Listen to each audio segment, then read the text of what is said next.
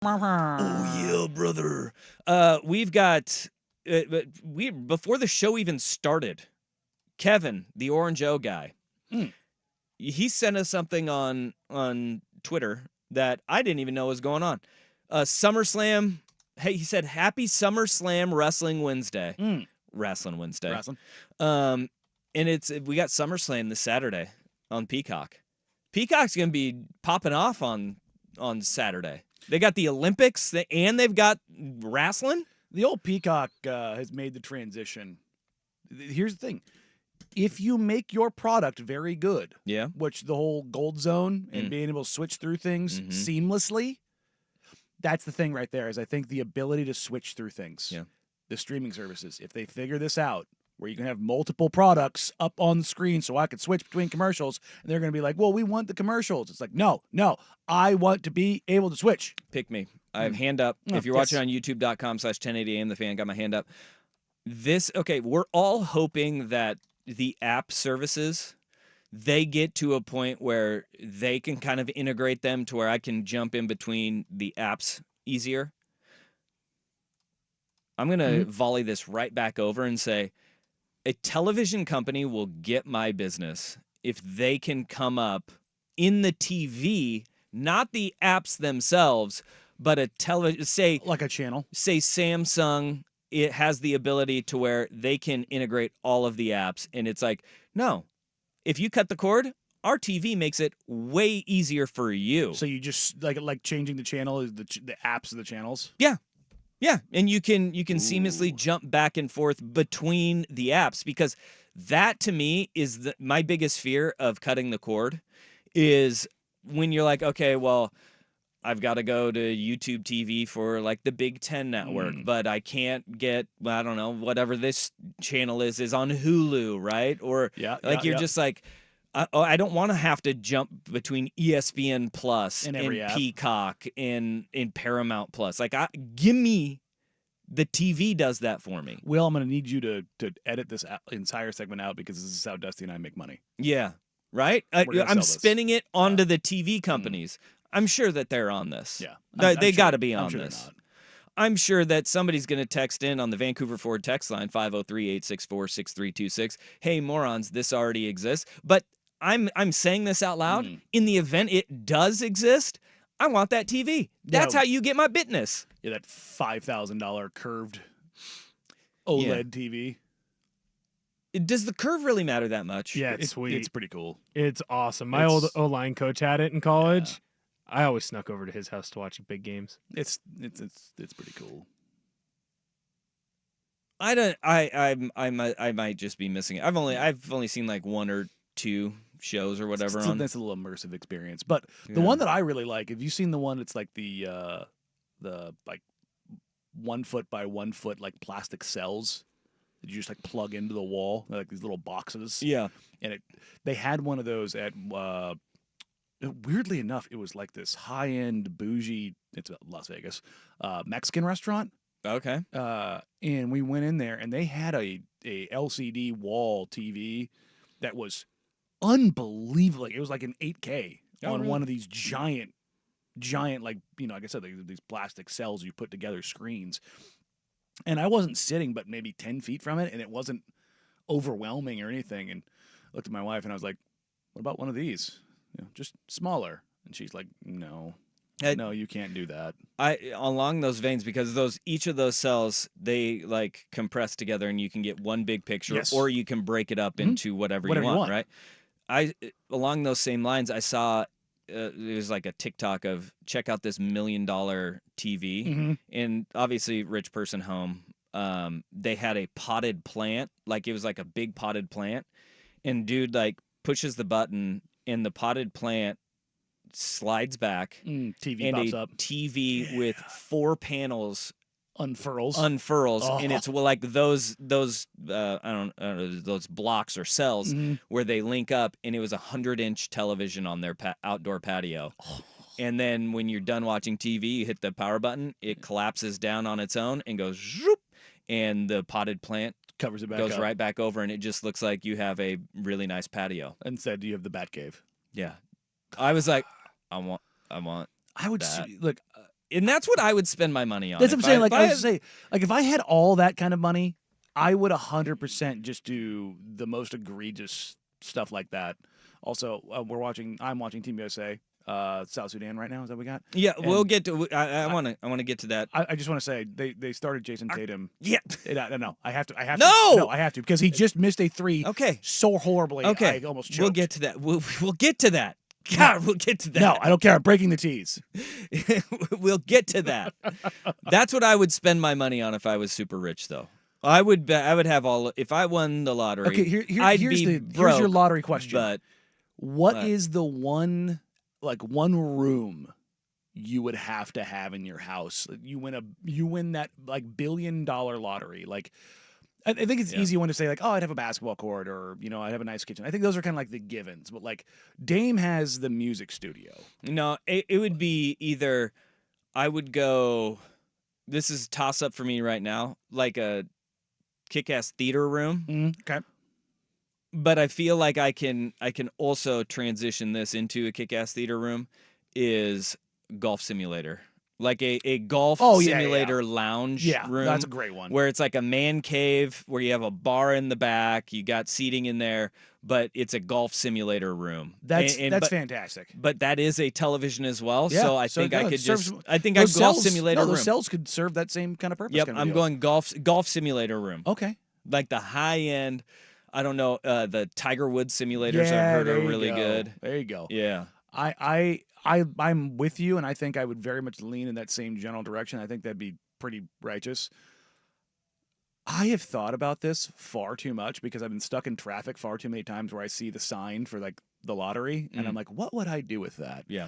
And as much as I would, number one, like a music studio would be way up there. I would buy every instrument I've ever played and have all of that in there. But the more I started thinking about it, I'm like, I'm gonna be older. I'm gonna be more broken. I'm gonna need more maintenance.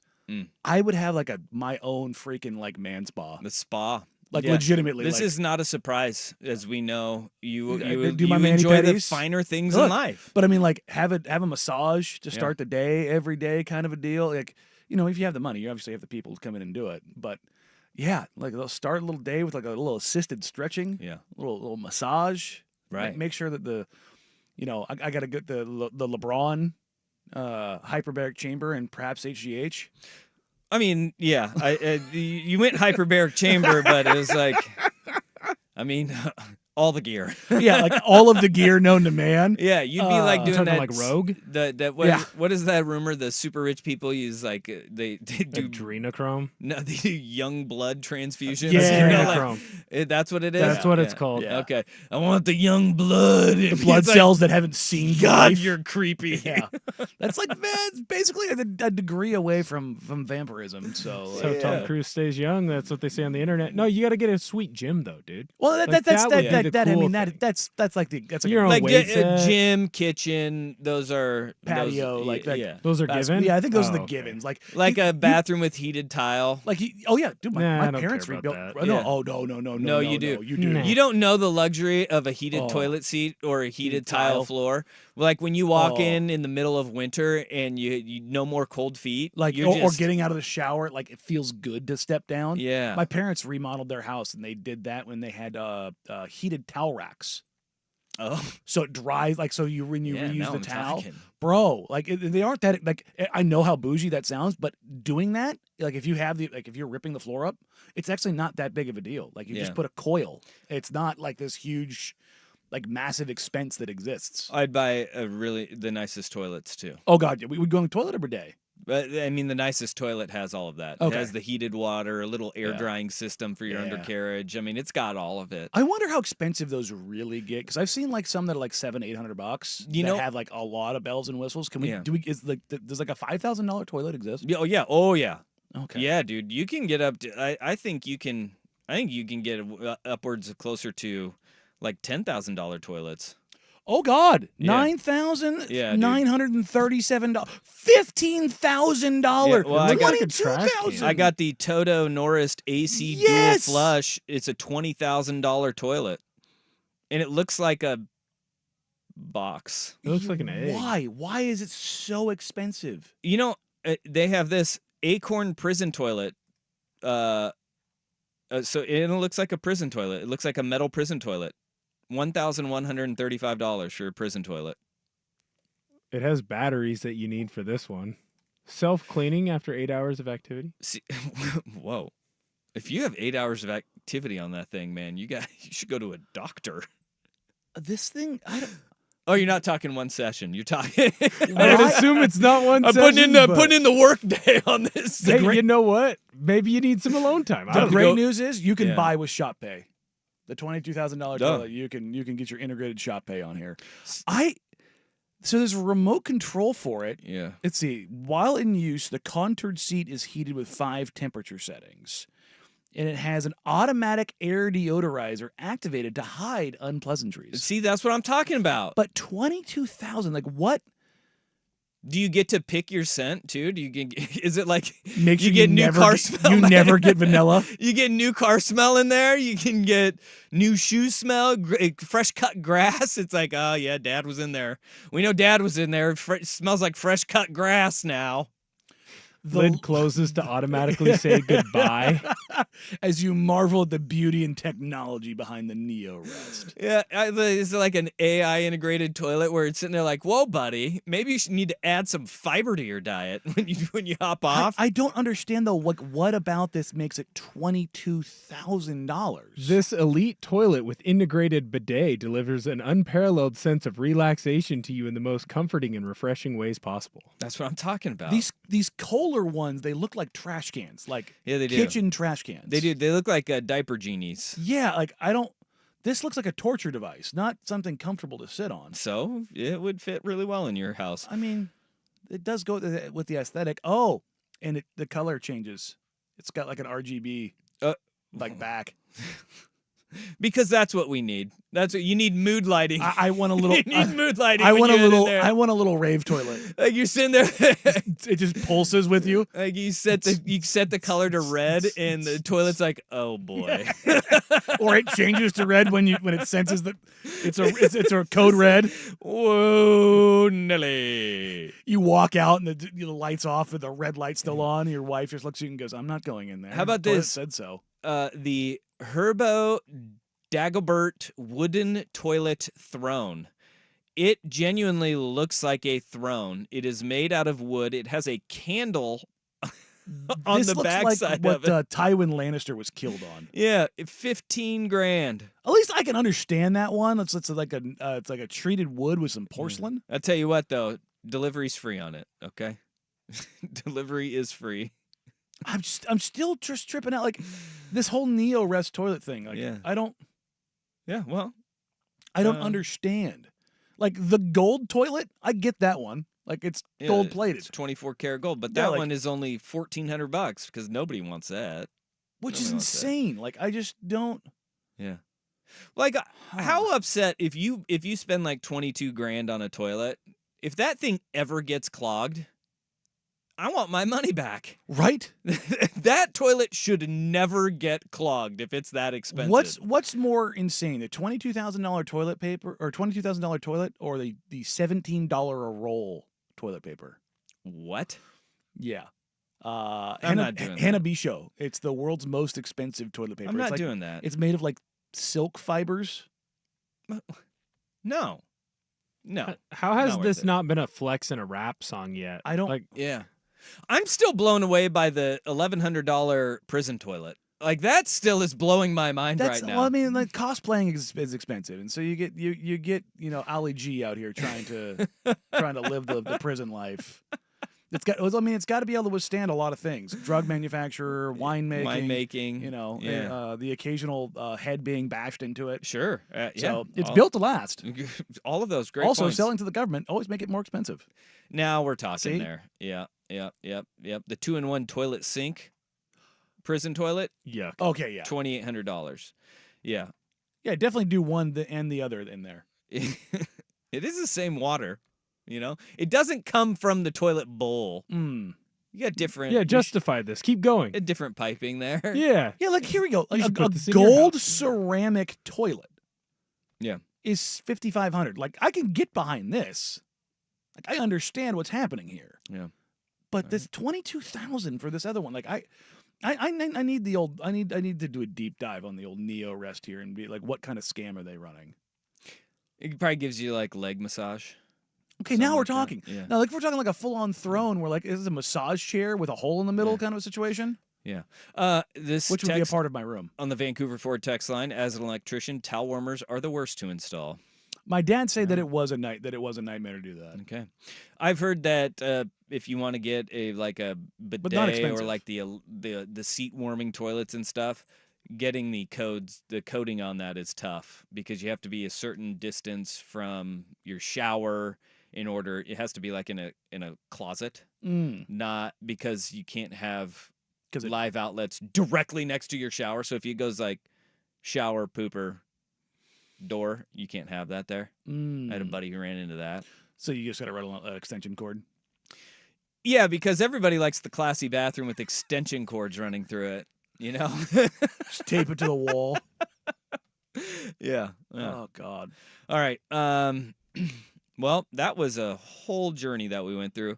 And Rufio says he's soliciting advice. He's finishing his basement right now, and he wants the best option to make one of his walls a TV, going back and forth between a 90-inch TV or an HD projector. It depends on if it's your basement and you have no windows, the projector will be projector's pretty fine. dope. Yeah, it's gonna be if you have any light But you pushing can't have lights. You can't have lights on around it though, Yeah, because it'll mess up your picture. picture. So you better If you're be like living me, that Danny life. Yeah, if you're like me and you like to live in the cave, the projector's dope. That's what I'm talking about. But if you have people who don't like to live in the cave, Look, we're answering the big questions in life right now. I like it. All right, Vancouver Ford text line is 503-864-6326. Your dollar goes further at Vancouver Ford. They treat you right before, during, and after the sale. Visit them online at vancouverford.com. Tease Wrecker Danny already jumped into USA versus South Sudan in the middle of toilet talk, which I thought was a little offsides. Well, I mean, Jason Tatum's jumper But belonged to the toilet. there is a change to the starting lineup for Team USA. Steve Kerr said he felt embarrassed after playing Serbia. He's rectifying that today. Danny Dusty on the Fan.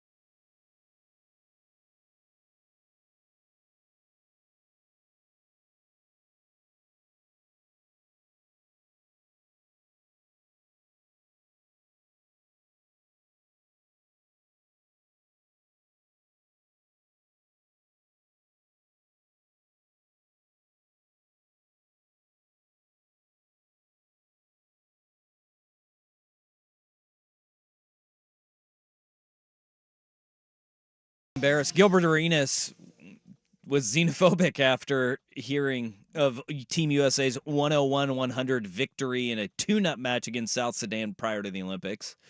It was a game far closer than it should have been.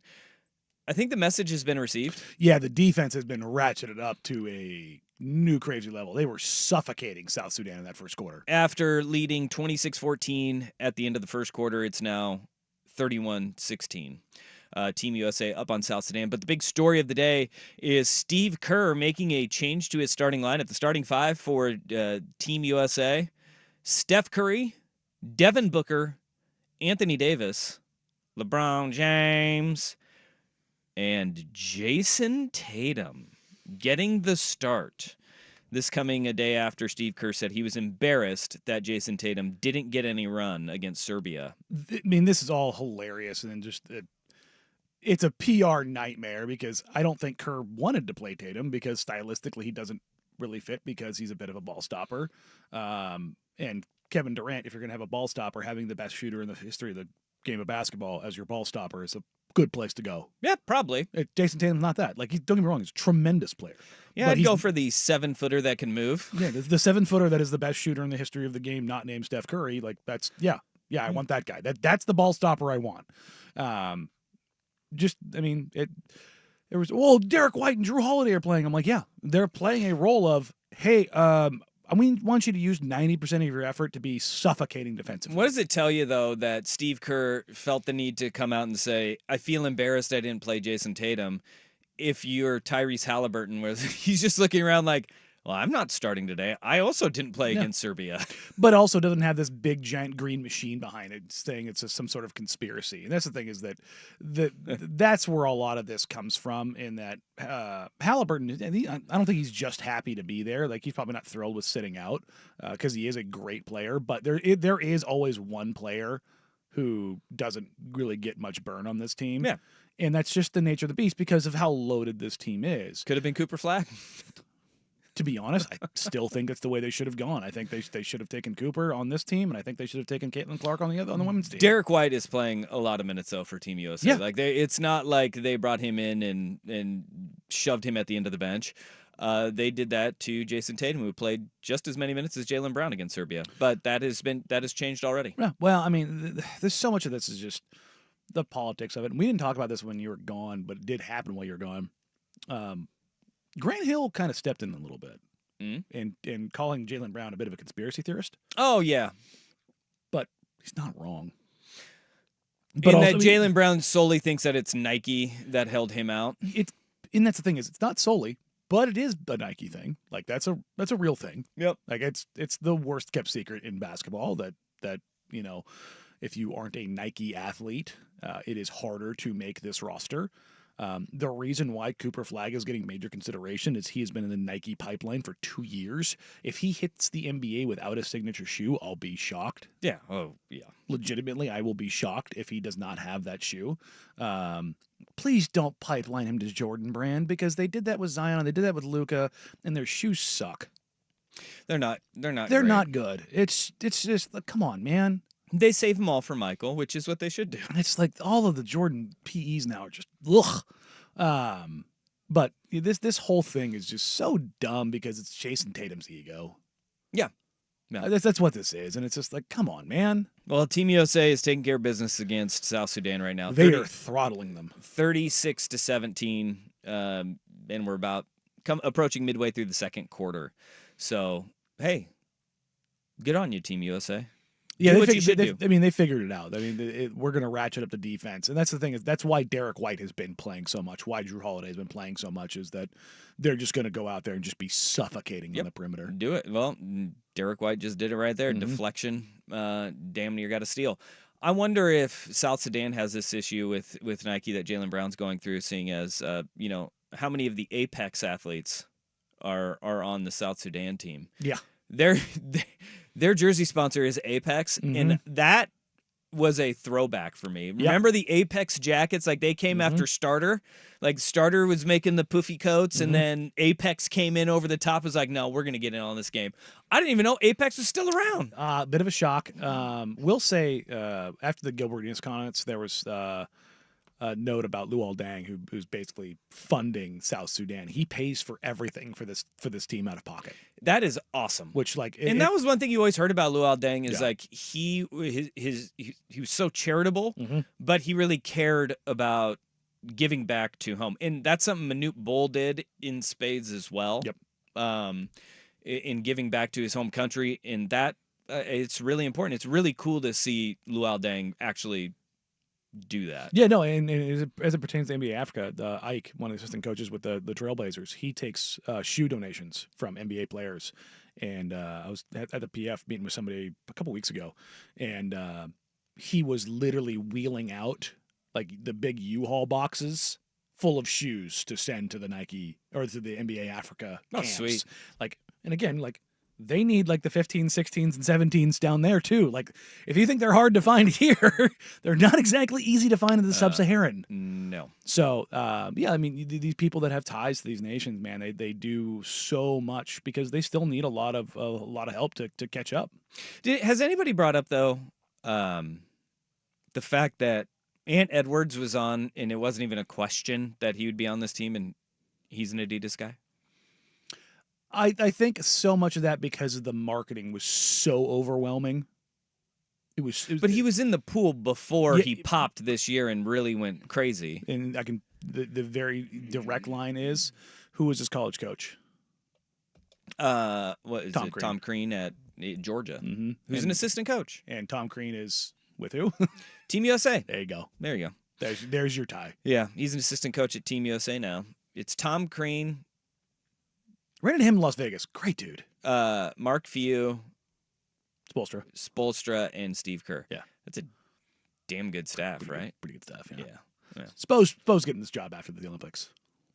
Oh, well, I don't think Steve Kerr wants it anymore. No, he doesn't. He's now embarrassed of not playing Jason Tatum. No. So he started him. And Spo would sit there and go, "Nah, I don't care." Ty Lue, too. Ty Lue, Ty's on the staff too. there he is. Pretty good staff. That is a good staff. So you got 4, 7, 8. Is Crean on staff, or is he just with Team USA? I think he's with Team USA. Okay. So you've got 8. That man's a lunatic. 8 He's married NBA to a Harbaugh. Did you know that? Yeah, no, it's crazy. It's He's also married fits to right the in. Harbaugh's sister. Yeah, that It's in. I mean that's your energy matching the energy. Yeah. A lot of milk There's, being what, drank there. eight titles between those coaches right there. Those 3 head coaches. Pretty good. I mean, yeah, that is really good. And Mark Few's there, too. Yeah, Mark Few. Made a Final Four, too. He did. Yeah, no titles, did. but you know He did. He's come really damn close, which is saying something at Gonzaga. it is Like, I mean, Yeah, no. that is really, the quite- Final Fours and making titles and quite being the come up relevant. for Spo Compton, You kidding me? right? It's huge. All right, 503-864-6326. We'll keep you updated on any of the Olympic stuff. Oh, Tyrese as we Halliburton go. getting into the game. Hey, look at that. Hey, look at that. Let's go to NFL training camps coming up next because, boy, this is a bad look. Next on The Fan.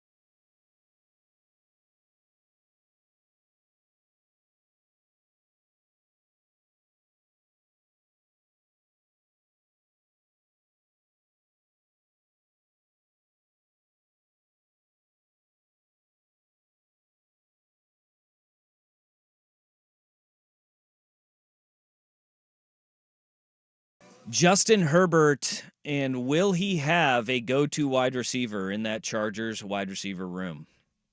They get rid of Mike Williams and Keenan Allen this offseason, and they had to because they're paying a lot of people a lot of money. Drafted Ladd McConkey, the wide receiver out of the University of Georgia, who's a slot inside guy.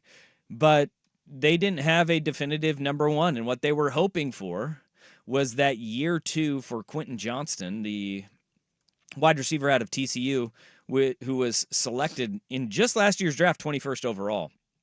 They were hoping Quinton Johnson would finally grow some chemistry and continuity with this quarterback and start to pop this year.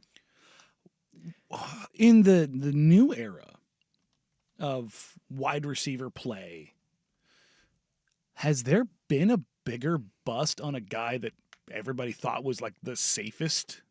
Like nobody really thought Quinton Johnson was going to be like it was going to be this thing like, I don't know if he's going to work out. It was like, yeah, no, big body dude who was incredibly successful at a Big 12 school where like good speed, played in a national title, like, carried Max Duggar. Yeah. To like Heisman candidacy. Like there was no flag upon him of like, well, his hands are suspect. His footwork is kind of cheeks. He's been injured. Like there was nothing there. It was like, no, big body dude who runs crisp routes, has good hands, has elite speed. Like everything about him made like he didn't have sense. those red flags. No, I mean, and it was not a concern. And look, they had Keenan Allen last year. They were looking for another big-bodied receiver to put on the outside, so you could have Mike Williams on one side and Quinton Johnson on the other, and you could help watch him grow and develop as the season went on. That just hasn't been the case with Quinton Johnson, and apparently, according to all the reports out of the Chargers training camp, it's going worse than we could expect. He is having problems running routes, like top of routes. He's not getting in and out of his breaks effectively. He is dropping, and this is according to the reporters, he has dropped more balls than they can count. Good and there are Lord. video lowlights being compiled of him in the breadbasket. Like the only catches that he is making body catches are when he's facing the quarterback. Like he runs a curl and he's actually coming back to the quarterback. Whether it's a slant where his body's a little bit to the side, on any deep ball, he is just dropping Nothing with his hands. everything. This is like I was trying to. I was running a quick googly search of the biggest wide receiver bust to try to find a comp. Justin Blackmon isn't the comp because he was just so good in college, but also just like Well, he had his issues Yes. when he got to the NFL. Kevin White. I think that's the With one. the Bears? Yeah, I think that's the one. He where was it's like injured. He was just in. Like, yeah, you're right. he had season-ending injuries. I think his first 2 or 3 years. God, yeah, you're right. I was thinking more it was just the Bears and being dysfunctional, but Well, there's that too. Let's not rule that Yeah. out. Let's not rule that one out. But he got banged up. what about all the time. Rodgers Which one? with the Lions? Yeah, Carlos Rogers. Yeah, like that's got to be. Yeah, that was not a good one. I'm trying, but like again, even then, there's still some flags there. There's concerns. Like I can't think of a guy who's just like. Because when we talked about when the Chargers made that pick last year, you and I were both like, "That's a good Good pick. work. Like Good that work. makes sense. Like everything about this, like we liked him coming out, Yeah. and I think everybody liked him coming out. Can't recall a single person being like, "Oh, the Chargers really reached here." Yeah. This wasn't Alex Leatherwood. Yeah. You know? Kevin White, by the way, I went and looked him up. 7th overall draft pick by the Bears in 2015. He had a stress fracture to his shin, Ooh, which he that's needed right. surgery for in 2015. 2016, October 5th, it was announced he had a fractured fibula and Glass would be bones. missing the rest of the season. Okay. And then The Rashad Penny fractured of- his left shoulder blade in Good 2017. And then in 2018, they declined his 5th-year option. Yeah. I mean, that's man didn't get enough calcium. Do you think at this point? He needs to drink milk. Do you think at this point Johnston has the yips? Like he Yeah, has let absolutely. That's- he that's has what- let yeah. everyone get into his Yeah. head so much But after he struggled last year. There's also a lot going back to how TCU used him and where they were most effective and he had his biggest games. he wasn't playing on the outside. Mm. And so there may be a little bit of a comfort of him being inside. His biggest games and biggest plays and most successful drives that they had at TCU with him were when he was playing inside and not on the outside. And there is a big difference there because you're getting matched up on a corner on the outside who's one of the two best defenders on the outside. As You're opposed getting to a nickel or a safety or a linebacker in the slot. And so they mismatched with him at TCU, which then that puts that on the Chargers and their draft evaluation process of saying, well, this guy works far better inside than outside. No, we're going to put him on the outside anyways. Yeah, and that's interesting because even with Keenan Allen and Mike Williams, like Keenan Allen is your inside guy. Like but he had the ability to go outside too, though. But I mean, like if you're drafting, like if you look at that, you're drafting and you already know that you have a guy in Keenan Allen who is more successful inside. There is a lot of revisionist history though with that draft and what the Chargers did and saying, well, you could have taken Zay Flowers or Tank Dell or Jalen Hyatt. But we all know, like, nobody was doing that then. That's for damn sure. No. And it's what you were looking for. Yeah. They were looking for a big body outside receiver. Yeah. So, I mean, could you have gone on the outside with Jordan Addison, who went 2 picks later? But he's bigger. But then a guy like Tank Dell or... Jordan's not that big, though. No, he's 6'1". Yeah. Yeah, he's probably about $195. But that they were looking for that somebody, imposing guy on the outside who could go up high point ball and be a vertical threat for him. And you had Keenan Allen, you had small, shifty wide receivers, and Mike Williams, Williams too. You had guys who he seemed like the perfect complement. That's why we loved the pick so much. It was like, yeah, this is a great.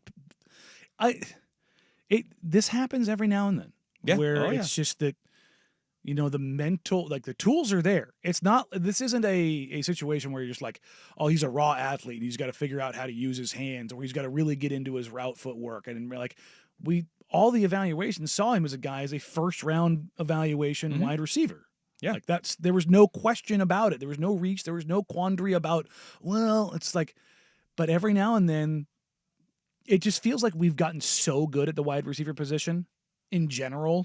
Well, guys can come in and play immediately and not just be okay, but be great. And like we also look at it as system and fit. Like people are like, "Oh, you could have taken Puka Nacua." It's like, well, yes, so could every other team in the league 5 times because he was a 5th round pick. Congratulations. It's the same Brock Purdy argument. Like, oh, well, we could have had Purdy. Yeah, well, system and scheme, they matter a whole hell of a lot. Yeah. But sometimes you have a guy like Quinton Johnson where it wasn't going to work. No, and he just may need to go somewhere else. Man. Yeah. Start all over again. It is a discourage development for the Los Angeles Chargers, though. They have nobody out there. You're looking at a wide receiver room now where your top 3 receivers are going to be Josh Palmer, DJ Chark, Ladd McConkey. And Ladd McConkey may be the guy you're going to have to lean on. Ladd looks really good, though, in camp. Well, he is really good. I mean, he is really stinking good. I remember when Oregon opened up with Georgia, he torched Oregon in that game. Yeah, but everybody's like, hey, watch out for this McConkey kid. Yeah. He's going to be pretty good. Yeah, he turned out to be really damn good. And they're like, yeah, he's pretty fast for, a white guy. It's like, well, yeah, he ran what, a 4.38? 4.38, yeah, 4.34. Like, it was lightning fast. It's like, no, he's just fast for anybody on planet Earth. They had him, and then Bowers was banged up, and they had Dwayne Washington kind of make his debut in that game, right? Yeah, he jumped over a human. Yeah, that's right. He hurtled him down the sideline. Sure did. 6'8", 280-pound tight end hurdling somebody. Sure did. That was pretty good. All right, so, Bad, if you are a Chargers fan, if you're hoping Quinton Johnson is going to pop this year, don't hold your breath.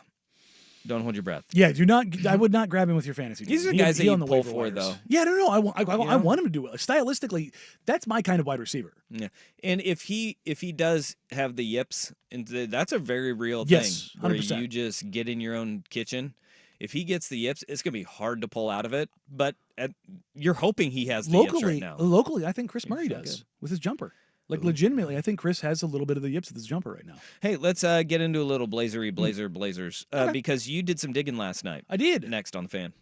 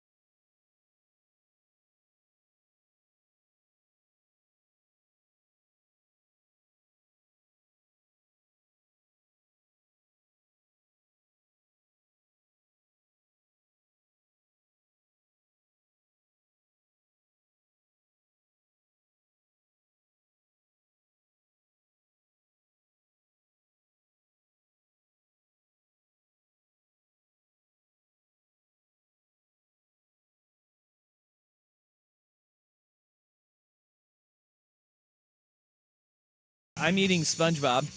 I went strawberry shortcake. Oh, it's such a good one. It's- That's a I've classic. I haven't had this in years. Ortner somehow weaseled his way into the ice cream sandwich. Yeah. It's the best one, dude. Well, I know it is, but you seem to keister that one away from both of us. The Nestle Toll House ice cream sandwich is elite. It's a big one, too. It is elite. To be fair, we're both talking the whole time, and he's not, so we probably wouldn't be able to eat that. I'm still eating mine. You still eating yours? Okay. It's because I'm going to talk basketball. Yeah, well, Devonte Graham signed yesterday, Yes. and we were talking about that. Mm-hmm. And there's a lot to kind of the intricacies of what Portland did.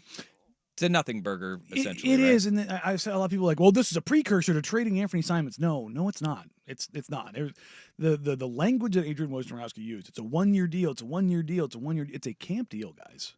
It's a camp deal. Well, it's a 1 year deal in that It's a his 1 year agent wanted everybody to know he has the opportunity to play a 1 year in Portland if he gets converted into a real deal. There we That's go. the thing. It's like Portland's currently at 15 bodies on their roster of the guaranteed and non-guaranteed contracts. 14 contracts are currently guaranteed, with the one loan contract being Delano Banton, who's partially guaranteed. He's already been paid $200,000. He basically gets $1 million more guaranteed on opening night in the regular season, and then on January 10th, he gets another roughly $1 million to guarantee to bring his deal to roughly $2.2 million. That's the gist of it. So there's an opportunity that Devonte Graham could somehow beat out Delano Banton, and the Blazers would only be out $200,000 for Delano Banton, and because they would waive him before the regular season, and Devonte Graham would be the guy that they can convert into a minimum salary deal. Okay, that's one option. The other part of this is he just goes to camp. Yeah, because he can't be put on a two-way. He's too old to be on a two-way. 4 years or less than 4 years of service. he was drafted 2017, 2018. 20. Yeah, I think he's the same class as Ant, if I remember right. Okay. But it was like, well, this is like a precursor. They're going to trade Ant, and he's going to be the guy that steps in. Devonte Graham, look, I don't. This is not throwing shade at the guy. I everything I know about him is that he's a great dude. He's a great locker room guy. I reached out to folks I know with the Hornets and the Spurs, and they're like, nothing bad to say about the guy. Love him. Like, not even just like he's okay. He's like the great locker room guy. Not only is he okay with like bringing young guys along and helping them, like he wants to help the kids. I'm like, oh, that's awesome. That's a good thing.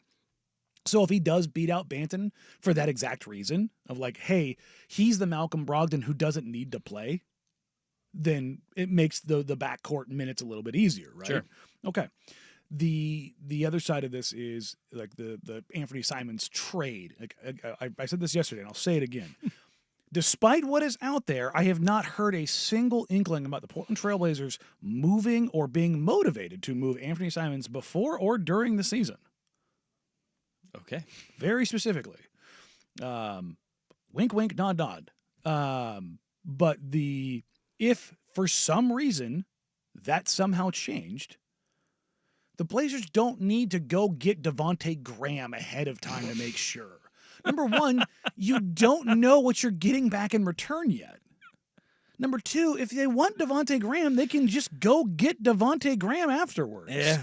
Like everybody's so like red pilled of like, well, when you say it that way, like there's no, you don't have to draw that line. Like it can be a move totally separate from everything else. I think what people tend to forget, particularly at this time of the year, is that rosters can go up to 21 players in the offseason. Okay. So with the addition of Delano Banton on a non-guaranteed deal, that brings them to 15. With Justin Minaya and Bryce McGowens, that brings them to 17. Jackie Hui was given an Exhibit 10 deal. That brings them to 18. Devonte Graham is now 19. There's no...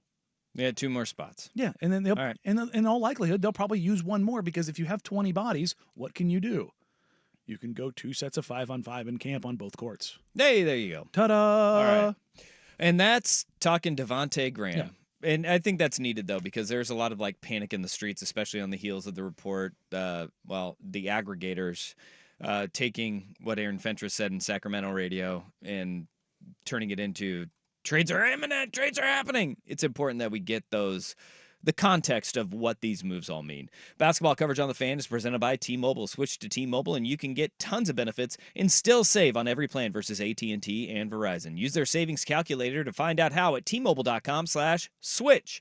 All right, hour number 2, we start with another It's List season, another controversial list by ESPN. Danny is hot about this one, Indeed. but not the city of Portland. The Grant Generals are rallying around this list, that's for damn sure. Danny and Dusty on The Fan. Are you curious about who offers the best deals on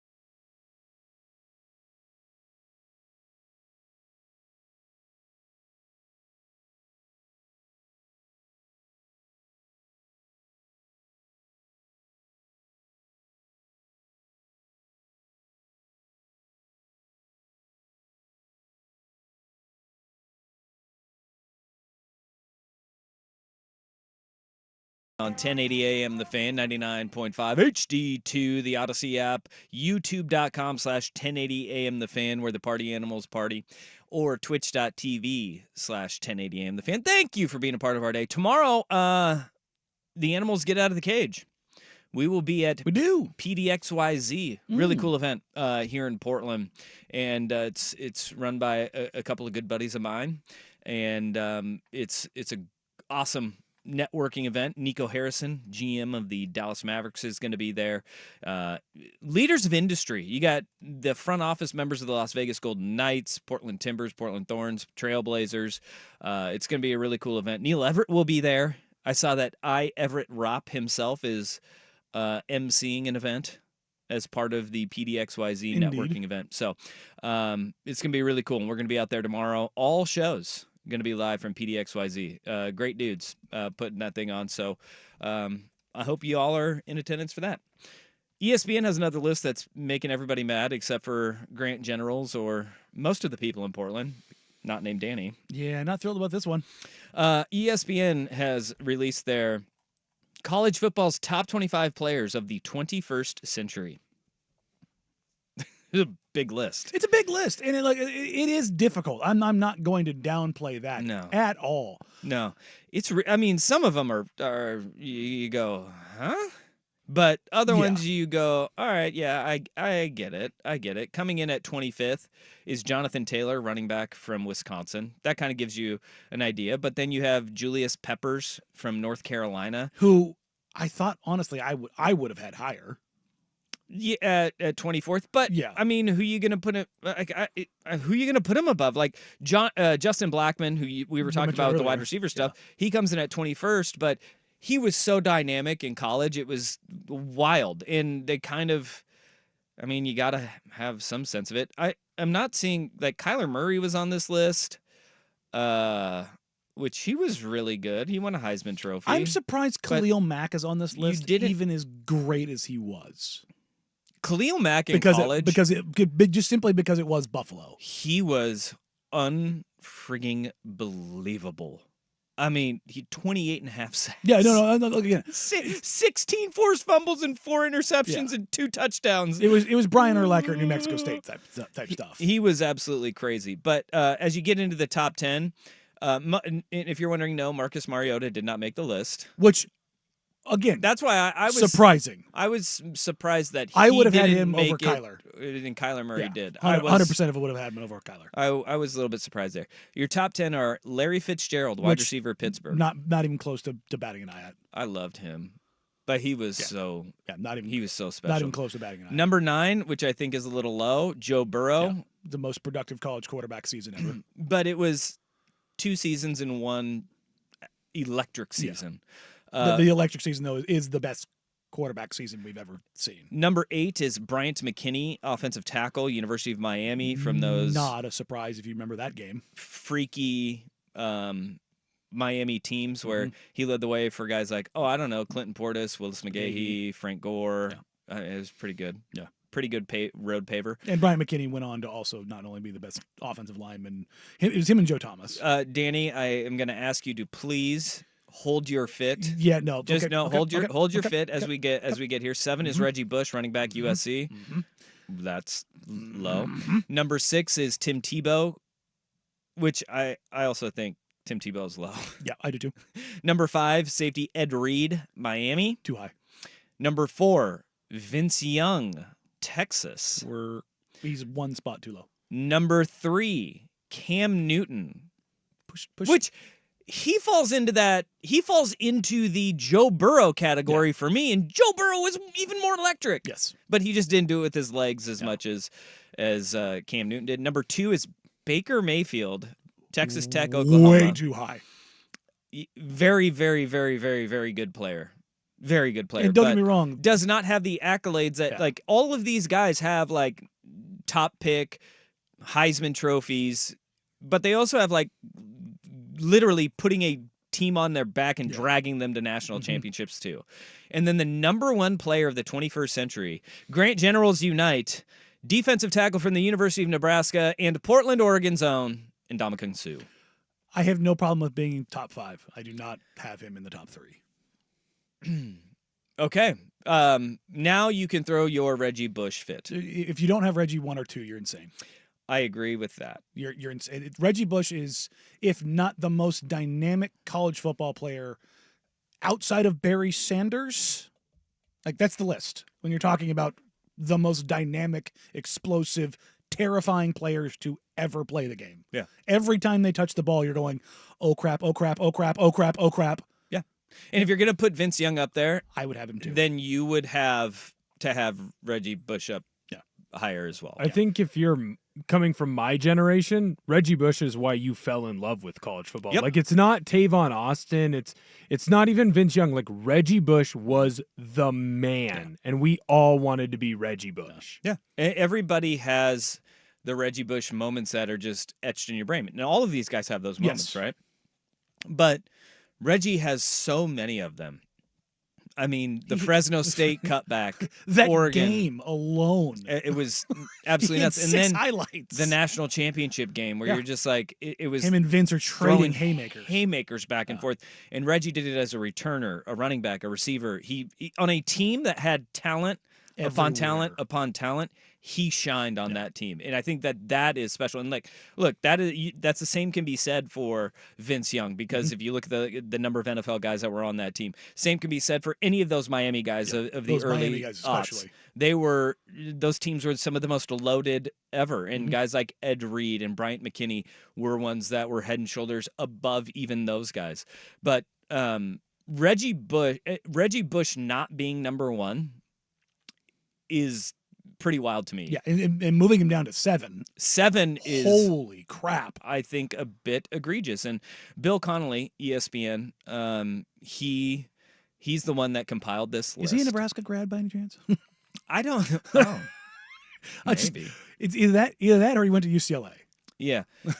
But Ndamukong Suh Again, was top 5, 100%. Probably the fifth in my most mind. dominant defensive Yes. lineman in a game record. He was the Charles Woodson of the 2000s. Like if Charles Woodson was the guy who the last generation or the last century was the guy that terrified you defensively every single time you were out. Every time that ball went up in the air, you're like, no, that's a bad idea. And Ndamukong Suh was that for this generation or this century. I think it's him and then Aaron Donald. I would love for an official to go back and like Score the have an holding. actual or a referee go back and just go game by game, because they weren't doing this back then, of how many holding penalties were called and how many holding penalties were not called against Ndamukong Suh. He just got bear hugged.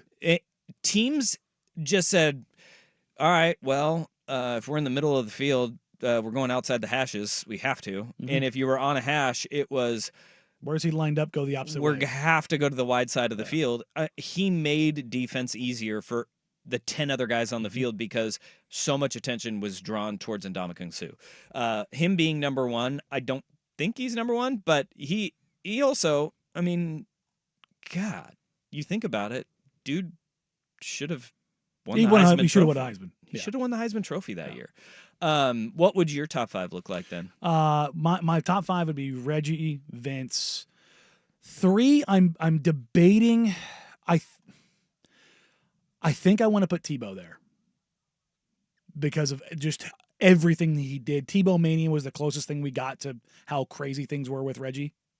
I think that's my top 3, and then 4 and 5. I think I've got Sue. I think I've got Ndamukong 5. I think you can make a pretty easy argument for 4. I want to put Bryant McKinney there. Oh, okay. I want because he was. I remember for whatever reason. Do you have like the NFL drafts when you were a kid that like just burn into your brain? Yeah, some of them. I have his draft burned into my brain, and I remember like watching SportsCenter and Kuiper and those guys and Boom talking about Bryant McKinney in a godlike sense. Yeah. And I think that to me, like that burned into my head of like the only other guy I remember like that as a kid was Orlando Pace. When they the way he was talked about out of Ohio State was like everybody's just like, oh, God, this guy is like this is a first a ballot different Hall of breed. Famer type, like you know what I mean? Like they just there was just something different. So I think I want to go with McKinney, but I think I could also swap out Joe Burrow in there. Yeah, my 5 would go Reggie Bush would be number 1. Mhm. Number 2 it would be Tim Tebow. Okay. Like his NFL career, throw that out. Yeah. Dude won 2 national titles Everything. at Florida. And when you think of the way that he led that Florida team, With which that much was, crazy? wow. He was insanely talented as a college quarterback. Then I'd go Vince Young at 3. I would put Ndamukong Suh at 4, and then Joe Burrow would be 5. Okay. Yeah. Joe Burrow would be number 5 for me. But Suh at number 1, big come up for the east side of the river here in Portland. The old Grant showing again. Go Generals. Mariota being left off is insane. Not even in the top 25, Marcus Mariota. Terrell Suggs also on this list at 11. Dude, he was so terrorist. So I remember good. seeing him the first time and going, "Why is there a grown man playing in college football?" Yeah, like that was the first time I saw somebody in that, because Suggs had those arms and chest that were just like, yeah, you're different. Like he had the giant brand, and you're just at like 20 years old, where you're like, oh no, there's something weird about you. Like you're not like everyone else. Deshaun Watson being at number 16 on this list and Mariota not even being on it was wild to me. Yeah. And again, and burying Lamar Jackson at 20, I'll never forget watching in the studio on a Thursday night. I was producing primetime, and Louisville played Syracuse, and Lamar Jackson jumped over 2 people. And it was a Thursday game, and it was just like, what in the world? This guy is an absolute freak. He's a menace on the field. He won a Heisman at Louisville. Yeah. Like I don't like, let that settle in for everybody. That's such an insane thing to actually say. Like, this isn't in the 40s. Yeah. You know what I mean? Like, this is modern football, that it's Heisman winner came from Louisville. Yeah, it's pretty nuts Louisville. to think about. Louisville. Yeah, Louisville if you are Scotty Scheffler, though. Can I just say, I know he won a Heisman. Yeah. Devonta Smith. Not thrilled about him being top 25. Yeah, that's a little bit of recency bias. Yeah. I think that's a little bit of recency bias there, because you know who I would throw on this list at the back end if you want to sit there and you want to say a wide receiver that from the SEC was incredible. No, Mike Hass, who won the Blitnikoff Award, came out of absolutely nowhere, dominated the world of college football at freaking Oregon State. At Oregon State. That is crazy. The honorable mention, by the way, Mariota did make the honorable mention, as did a wide receiver that I think should have been on this list, Michael Crabtree. Yeah. Dwight Freeney, Robert Gallery, Robert Griffin III. That was a good one. Yep. Calvin Johnson, Derek Johnson, Luke Kuechly, Trevor Lawrence, and Christian McCaffrey. How about Christian McCaffrey, Andrew Luck, or Marisic? No. Marisic, yeah. No, Toby Gerhart, who got hosed out of a Heisman Trophy. Yeah, no, he did. It's honestly surprising that they got the wrong Clemson quarterback in the top 25. Right? Because I would have gone Lawrence over Watson. Yeah.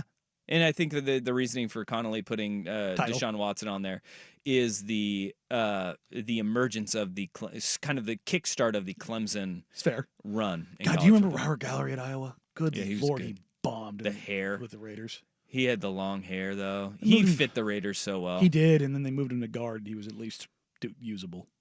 Yeah, there you go. All right. Interesting. Send us your top 5. Vancouver Ford text line 503-864-6326, or chime in on the YouTube chats, youtube.com/1080 AM The Fan. Top 25 players of the 21st century in college football, according to Bill Connolly. We'll tweet out the list. You can also comment on that at Danny and Dusty on socials. All right, staying in the world of football, you pulled a little bit of audio that, whoa, Nelly. Yeah. This would have been quite the draft day trade. Next on The Fan.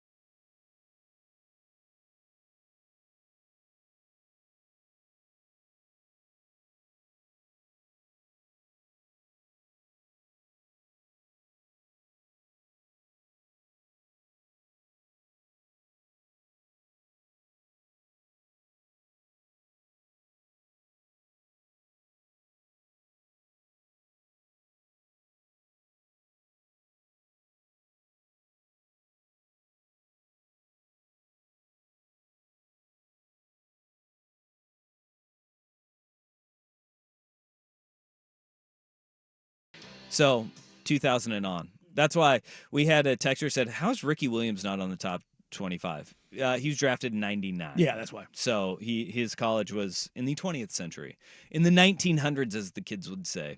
But Corin has 1 Tebow, 2 Bush, 3 Mariota, 4 Young, 5 Sue, 6 Burrow, 7 Lamar Jackson, 8 Adrian Peterson. That's a great one. Yeah. 9 Christian McCaffrey, and 10 DeAnthony Thomas. DeAnthony Thomas is an interesting one because he had highlight after highlight after highlight. But he wasn't like an award winner. No. But if you look at the games that he just flipped on his head, it's pretty impressive. Oh, yeah, for sure. Pretty damn If you're impressive. saying like the best weapons of the 21st century, he would be top 10. Yeah. He'd be Yeah, top just 10. a weapon. Yeah. Of galactic proportions. Because it was the closest thing we had seen to Reggie, like when he hit the edge. Yeah.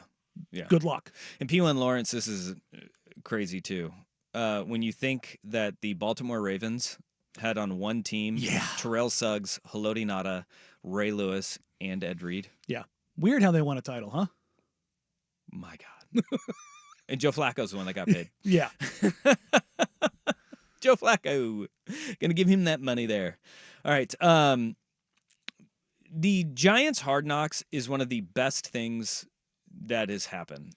I love this show. It's and great. I just started diving in and binging all of it. It's on Max. fantastic because you see how stupid the Giants are. Well, you don't, not that, but you see inside thinking. I don't think it is even like them being stupid. It's like when people can just take these snippets, we take being in the moment out of it, right? For sure. Like Saquon Barkley leaving and then like Joe Shane going, I don't know where he's going to go. And the owner's like, I hope he doesn't go to Philly. And then where does he go? Philly. Like they didn't know where he was going to go. Like you didn't. You had to make a decision because in agreement the year before, if they were doing Hard Knocks, we would have seen their reasoning behind giving Daniel Jones a contract and not Saquon Barkley. Again, which people don't know. People don't understand.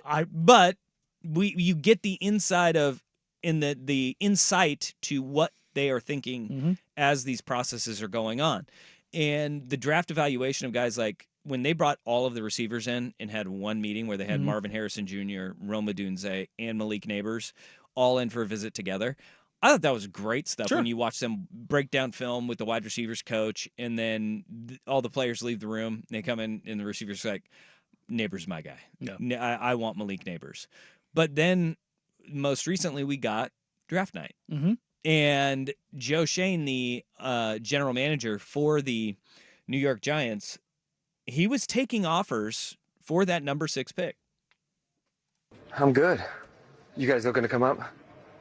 15, 46 next year's too. Okay, we'll let you know. Okay, thanks, Chris. All right, bye. That's too far. I'm not going back. Chris Ballard, general manager of the Colts, called him and said, we'll give you 15, 43, and a 2 next year. And so you would drop, 9 spots in the draft down to 15th. And one of your receivers would not be there. Yeah. All 3 of those guys were obviously going to be gone. Marvin Harrison Jr. already off the board, but you would have missed out on Neighbors and Rome Odunze at that point. So he said, I'm not moving down too much. I think that tells you how much they felt about Malik Neighbors. They love Malik Neighbors. We know that through watching this Hard Knocks, but they didn't want to miss out on an elite wide receiver in this draft. Yeah. 15, you wouldn't have been able to do it. No. But I think the other part is I look at it and I go, dude, Colts wanted to get into that conversation. They wanted one of those guys. They were giving up their 1 and 2 twos to move up 9 spots. Yeah. Yeah. That's a lot of capital to move up 9 spots. You're going to give up two second-round picks. That's some juice. Yeah, and then they had right after that Jets GM called, and he just gave him the no. we're not moving out of this spot regardless. So after you turn down 15 and 2 twos. I mean, you think and about you can't that. do it to your crosstown team either. 15, you're getting a starter.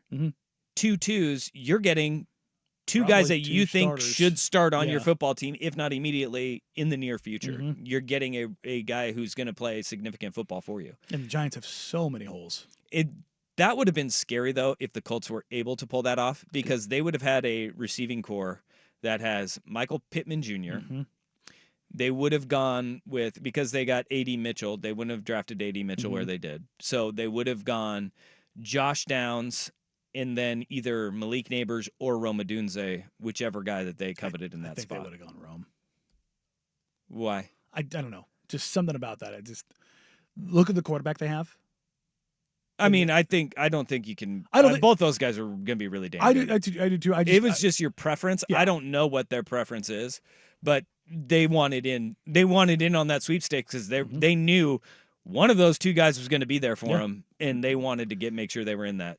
and they wanted to give their young quarterback, new shiny toy to play with. God, It's that would have been scary. It's very interesting, and as much as Neighbors looks good, I've seen him have pretty decent odds for Rookie of the Year. Like not great earning odds. I think he was like fourth on the list, and I would go nowhere near them. And it has absolutely nothing to do with Malik Neighbors. Because his quarterback can't throw him the ball? Yeah, it is horrendous. I mean, the clips we have seen, whether it's Hard Knocks or the training camp clips, I would rather run out with Aiden O'Connell and be thrilled about that choice than what I've seen from Daniel Jones. Well, how about I counter with this? Do you remember Garrett Wilson? Sure. He was the Rookie of the Year with Zach Wilson throwing him the football. In New York. He shouldn't have been though. Yeah. It should have been to K9. Yeah. But he did. was the You're right. he was You're right. he Yeah, was You're right. The New York bias might get it for him. You know what? I did not consider that. But even then, Zach Wilson basically force fed him the ball. I don't know if Daniel Jones can force feed him yeah. Malik Neighbors the ball because he's underthrowing Malik Neighbors by 3 yards every time. Yeah. I mean, he only had 4 touchdown catches at his rookie year, but Garrett Wilson had 83 catches for 1,100 yards. Yeah, how many targets did he have? 147. Good Lord. Yeah. Yeah. That's either a lot of drops or a lot of misses. Still should. I think we know. I think we know what that was. That was a lot of misses there. I mean, he was that's damn near targeted. 60. I He had mean, 83 catches and you had almost 60 opportunities that you didn't have? that seems like the whole Oof. you have Good. like in soccer you have shots and then shots on goal. Yeah. Yeah, I mean, he had shots. Mm. Not very many of not those on were frame. on goal. Not on frame. I don't think very many of those were coming his way. I'll look at he only had 5 drops. Which is a lot, but only 5 of those, what Roughly is 50? 60. Yeah, 50, 54, whatever. Yeah. So 49 other misses. Yeah. Ugh. Just a bit outside. Good Lord. That's terrifying. All right, coming up on our worst day on the web. Hey, the U.S. government wastes money. But first, Oh, no way. Big Will Betts of the Sports Center Update.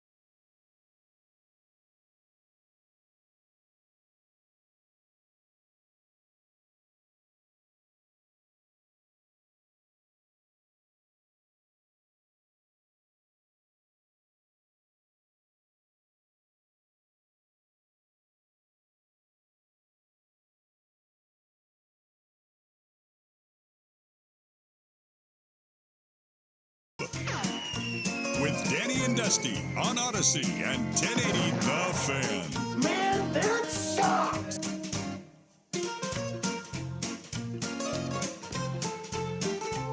No way. The United States government may or may not have been wasting money. Oh, no way.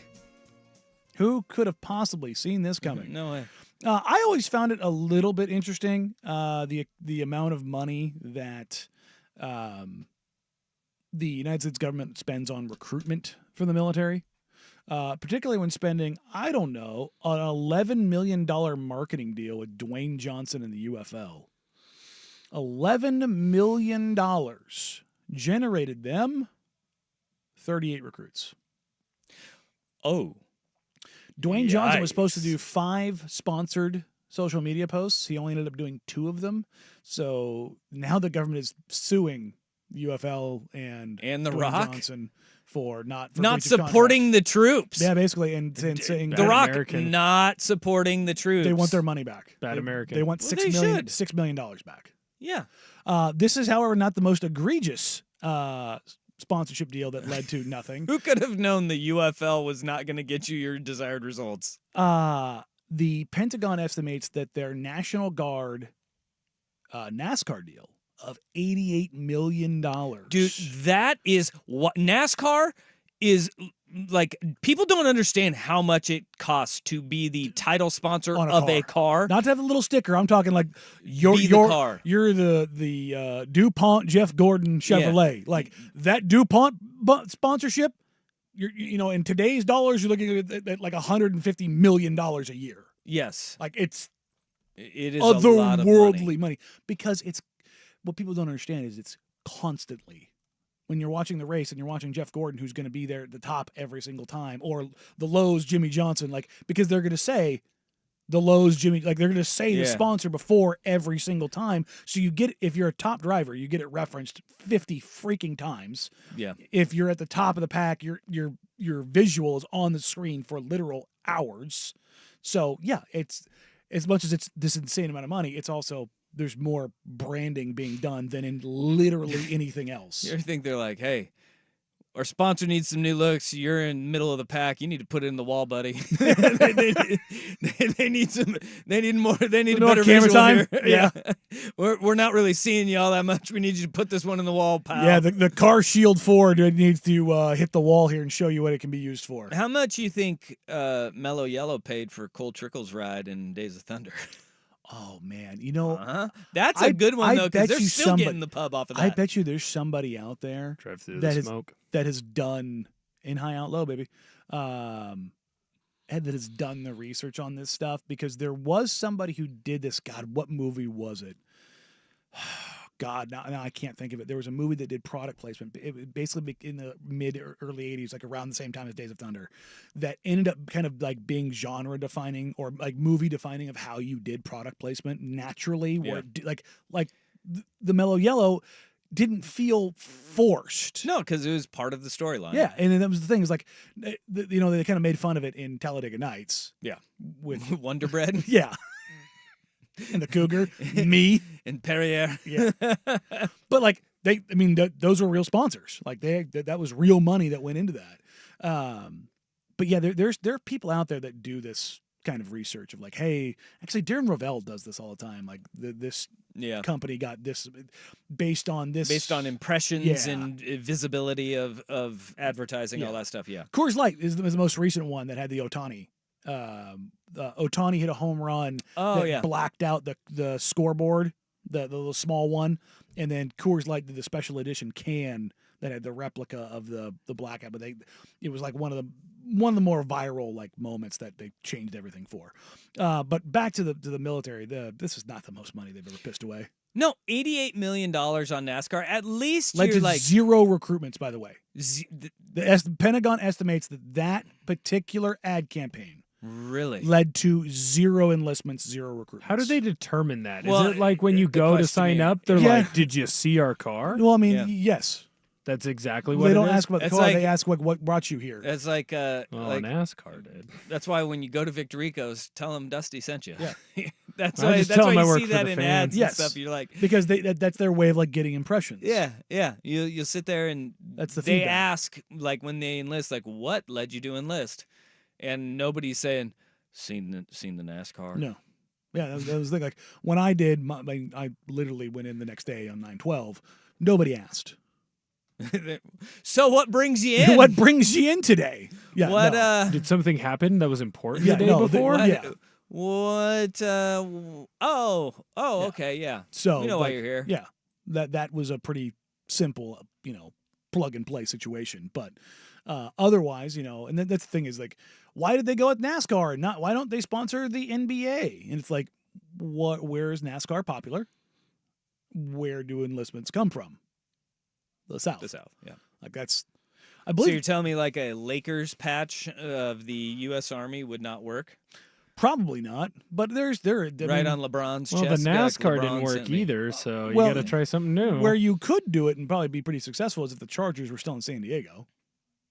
Yeah, down in Southern. Have Are there Marine- more Marines? Well, it's Marines, but I'm Yeah. saying like just military in general. Like, Yeah. a significant amount of enlistments come out of Southern California across service branches. But yeah, this is the United States government throwing money away. How much do you think with the UFL thing in The Rock, Mhm. the San Antonio Brahmas are like his team? The Brahma Bulls, the Brahma yeah. Bulls because of The Rock. They were that's where they host the U.S. Army All-American game. Mm-hmm. I wonder how much money they get out. How many enlistees they get out of the U.S. Army All-American game? Ooh. That would be because they put up a ton of money for Yeah. that too. But they do that in San Antonio because of the bases that are Yeah, I in the mean, surrounding Lackland area. Air Force Base is literally right there with the Air Intelligence Agency. So that alone is a pretty easy one. And then you've got 2 military installations. Huh. So Well, so advertising for the U.S. Army not working. Huh? I mean, yeah, no, it's the least surprisingly shocking thing. Like this people talk about, weapons contracts and siphoning money off to friends with benefits kind of a situation in government. Yeah, a lot more money goes there. This is the real siphoning because at least with the weapons deals, like there's something to show for it.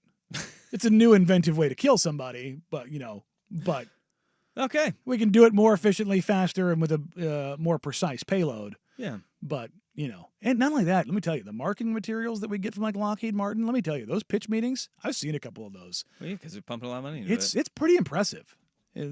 They'll do things. I've seen Iron Man. I know how those go. It's actually not that far off, to be honest. I know. I told you. I've seen Iron Man. It's Would Robert Downey Jr. ever do anything wrong? no. Mm. I think he's gonna crush Doctor Doom too. Boy, people are really upset about that. I think it's great. I love that it's pissing everyone off. I, for one, have no idea what it all means. That's the best way. He's See, playing a new character in a movie. No, That- I well, yeah, understand you got that. that. Well, no, I get you that. said you He's didn't an know what it actor. meant. But no, I'm why explaining people it are to you. so upset is like, how could you move him from Iron Man to Doctor Doom? And it's like, I don't know. I don't care. Because- I'll watch it. They signed a contract. movies. Movies. Actors. That's what they do. Are people still mad that Chris Evans was both the Human Torch and Captain America? Like, I'm, for one, am furious. Thanks, Will. Mm. I am too. I'm outraged by this. How can you have him be the Human Torch and then Captain America? right. What are we doing here? I mean, How can we have 8 different Spider-Man? or Ed Norton no longer being the Hulk. Dude, that wasn't a good game. No. The movie was not good, but I actually liked that Norton as the Hulk. You liked I Ed thought it was Norton as the- incredible. Great piece of cinema. I see what you did there. You see what he did there? Yeah, I he know. said it was I'm ignoring. because I'm he's ignoring called the Jeff Incredible Rust. Hulk. He's the Incredible Hulk. Yeah, Rust is You rubbing see that? off on him. We're gonna it's- make sure he's not It's around. not Let's do it with Hypnotic me. and Hennessy. It was a different kind of Incredible Hulk that he was. The actor. Yeah, Yeah. little hip. Oof, blackout fuel. Good lord. Ugh. I think Ugh. if you've ever drank that in your life, you can no longer have an opinion on drinks. Have you had it in your Yeah. life? Okay, so you can't have an opinion No. on Had drinks. what? Like, I think that's an outrageous comment no, that you just like, made. no, I'm talking. It was the era. We talked about this yesterday off air. If you are an NBA player and James Harden is out here taunting his wine collection, Yeah. my wine's better than yours. Like, no, you don't get to be pretentious about wine and alcohol. But we all know you drank Hypnotic and Hennessy. Like, no. We've had these What's terrible, Hypnotic? horrible. That was a time. That was a drink of the times. Though. Yeah, I know, but and it was still. when you're young, and then your palate Yeah, expands. no, and it's no. that's like saying because I drank Mad Dog 2020. I can't enjoy Yeah, buddy. IPAs. No, you can, but you don't get to sit here and be pretentious about it. Okay, How so dare your when palate can- not be as Hold on, refined as when mine? can you? Well, I think you shouldn't do that. Period. Well, I know. But when can you under your The bourgeoisie can have their bourgeoisie palate, okay? So if There you we go. don't Like, if you ever have a bad college drink, Yeah. you can then Yeah. be. If you're not tainted snotty. by the I don't yes. think this. I don't subscribe to I this. can't believe you're gatekeeping being snotty. Yeah. Yes. Yeah. Let the snotty be actually snotty. Like that's their thing. I don't think anybody should be, but No, let's but not gatekeep it because fart sniffer's going to sniff farts. Yeah, I mean, no, that's new- what they're going to do. New money fart sniffers. No. I thought our gross. military fought for this country to be open so that we could move up in a system to be Yes. snotty. And be ourselves and be our broken, taste budded, liver bleeding selves. Damn. All right. You guys ever seen a Gonster? Go on. It's Guinness and Monster. That sounds Oh, awful. oh God, I hate Guinness to begin with. I watched a guy chug 5 of those. Oh God, that's horrendous. Half Guinness, half Monster. Gonster. Golly, that sounds terrible. Remember the story about the guy who crapped his pants in the plane and everybody almost puked? Oh God. Probably had a Gonster. Oh, Chased you're it not. with a You're buzz probably ball. not wrong. I mean, it's called a gonster because that the person who drinks that Is either is puking just or crapping. looking for blackout. The top is black, the bottom is green.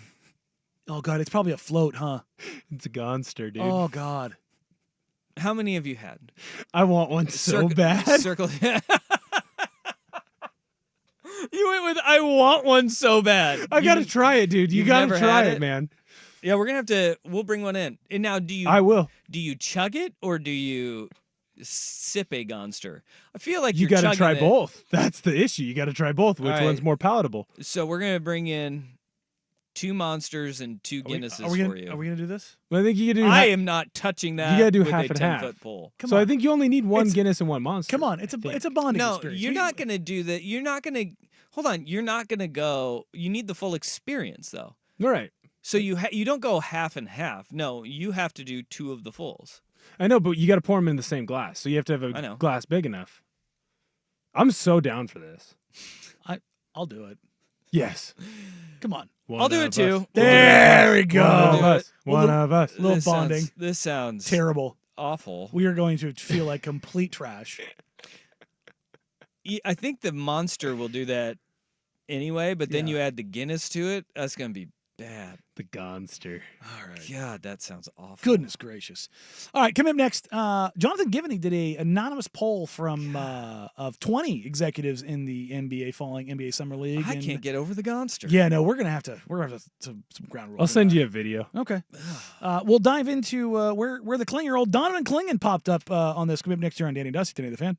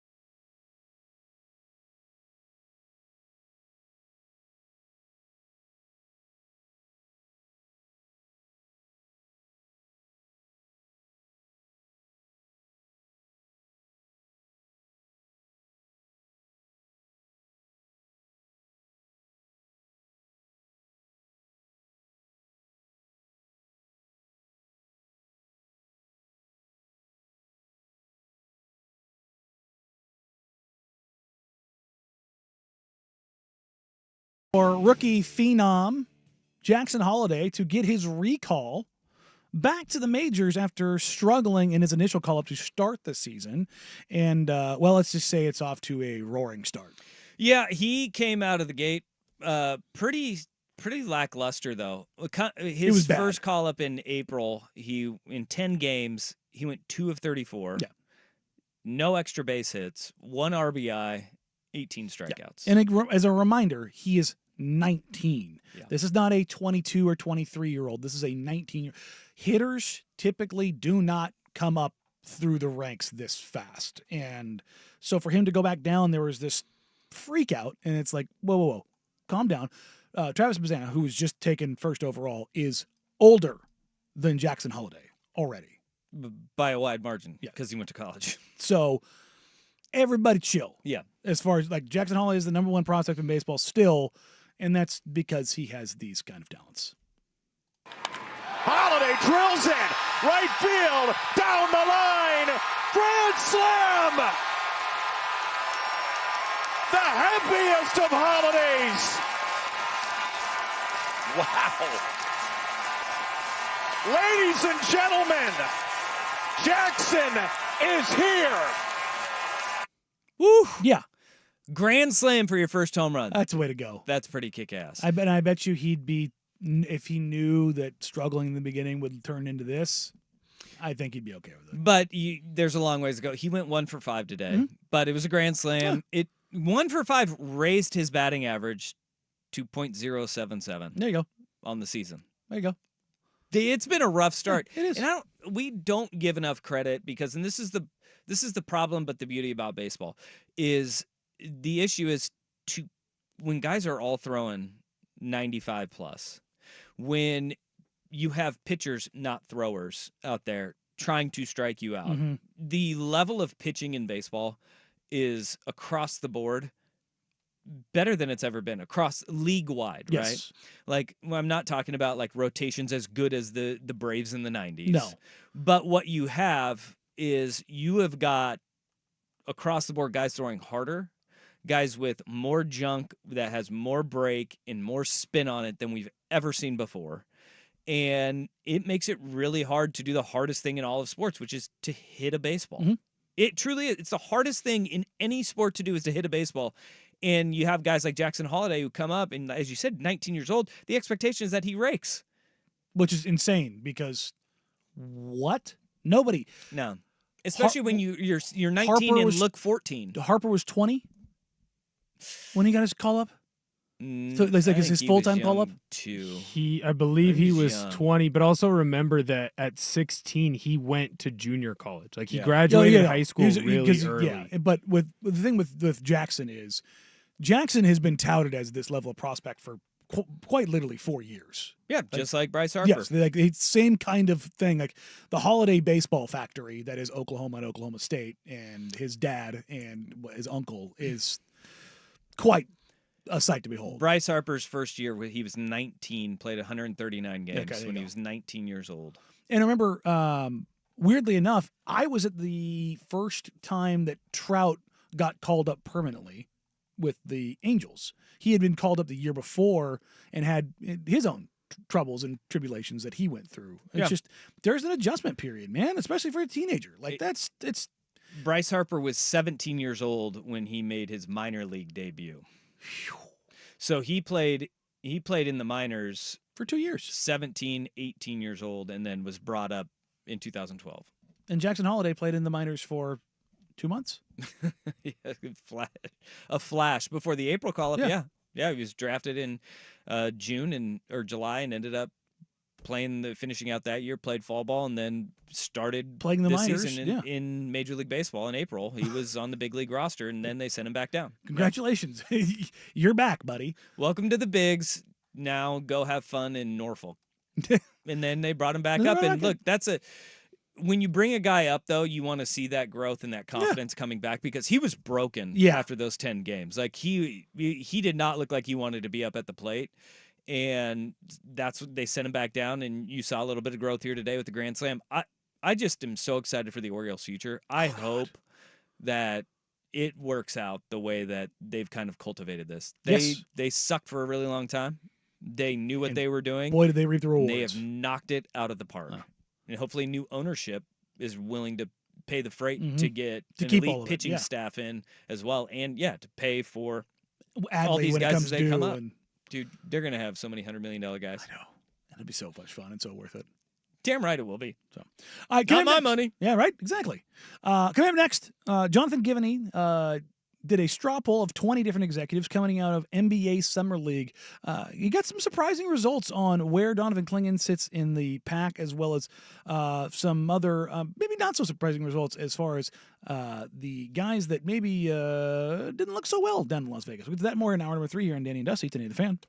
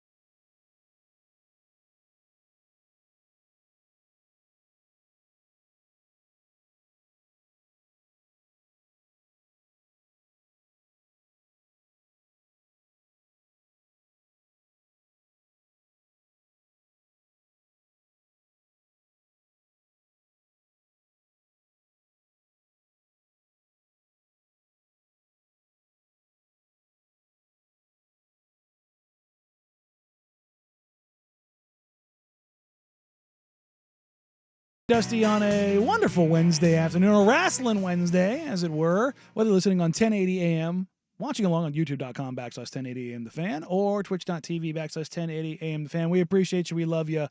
And thanks for riding with us. Yeah, let's go, baby. Jonathan Givney, heard of him? Yes. The draft guru for ESPN conducted a anonymous executive poll debating multiple topics after the NBA Summer League. I love these. GMs just get to talk ass. I do too. Everybody's like, well, only cowards do stuff anonymously. It's like, no, you get to speak freely in a world that you exist in. I think in these cases, these are the fun and cheeky ones where you can actually get honest opinions on guys that you would not get normally because guys want to make sure they're not crushing other people. I will say I have been around when other people are conducting anonymous polls, and I just kind of stand there and listen to some answers. You get the truth. You get the truth. Yeah. And that's the thing that I like to hear. And it's like, oh. Now, hello. anonymous sourcing during some hit piece type articles. Yeah, that's a the little. BS. Yeah, that's the stuff that's like, eh. Yeah.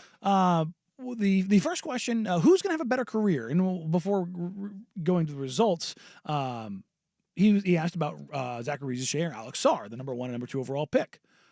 Who do you think is going to have a better career? Zach Rizer or Alex Sarr? Rizer just because there is more stability in the front office to put people around him. I mean, you rolled your eyes at it because of Atlanta.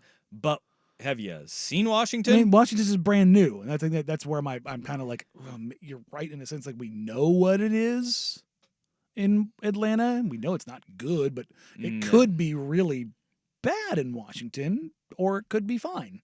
We just don't know because it's a brand new front office. But at least that doesn't have Atlanta has gone to the playoffs recently. Yeah, no, you're not wrong. I get what you're saying there.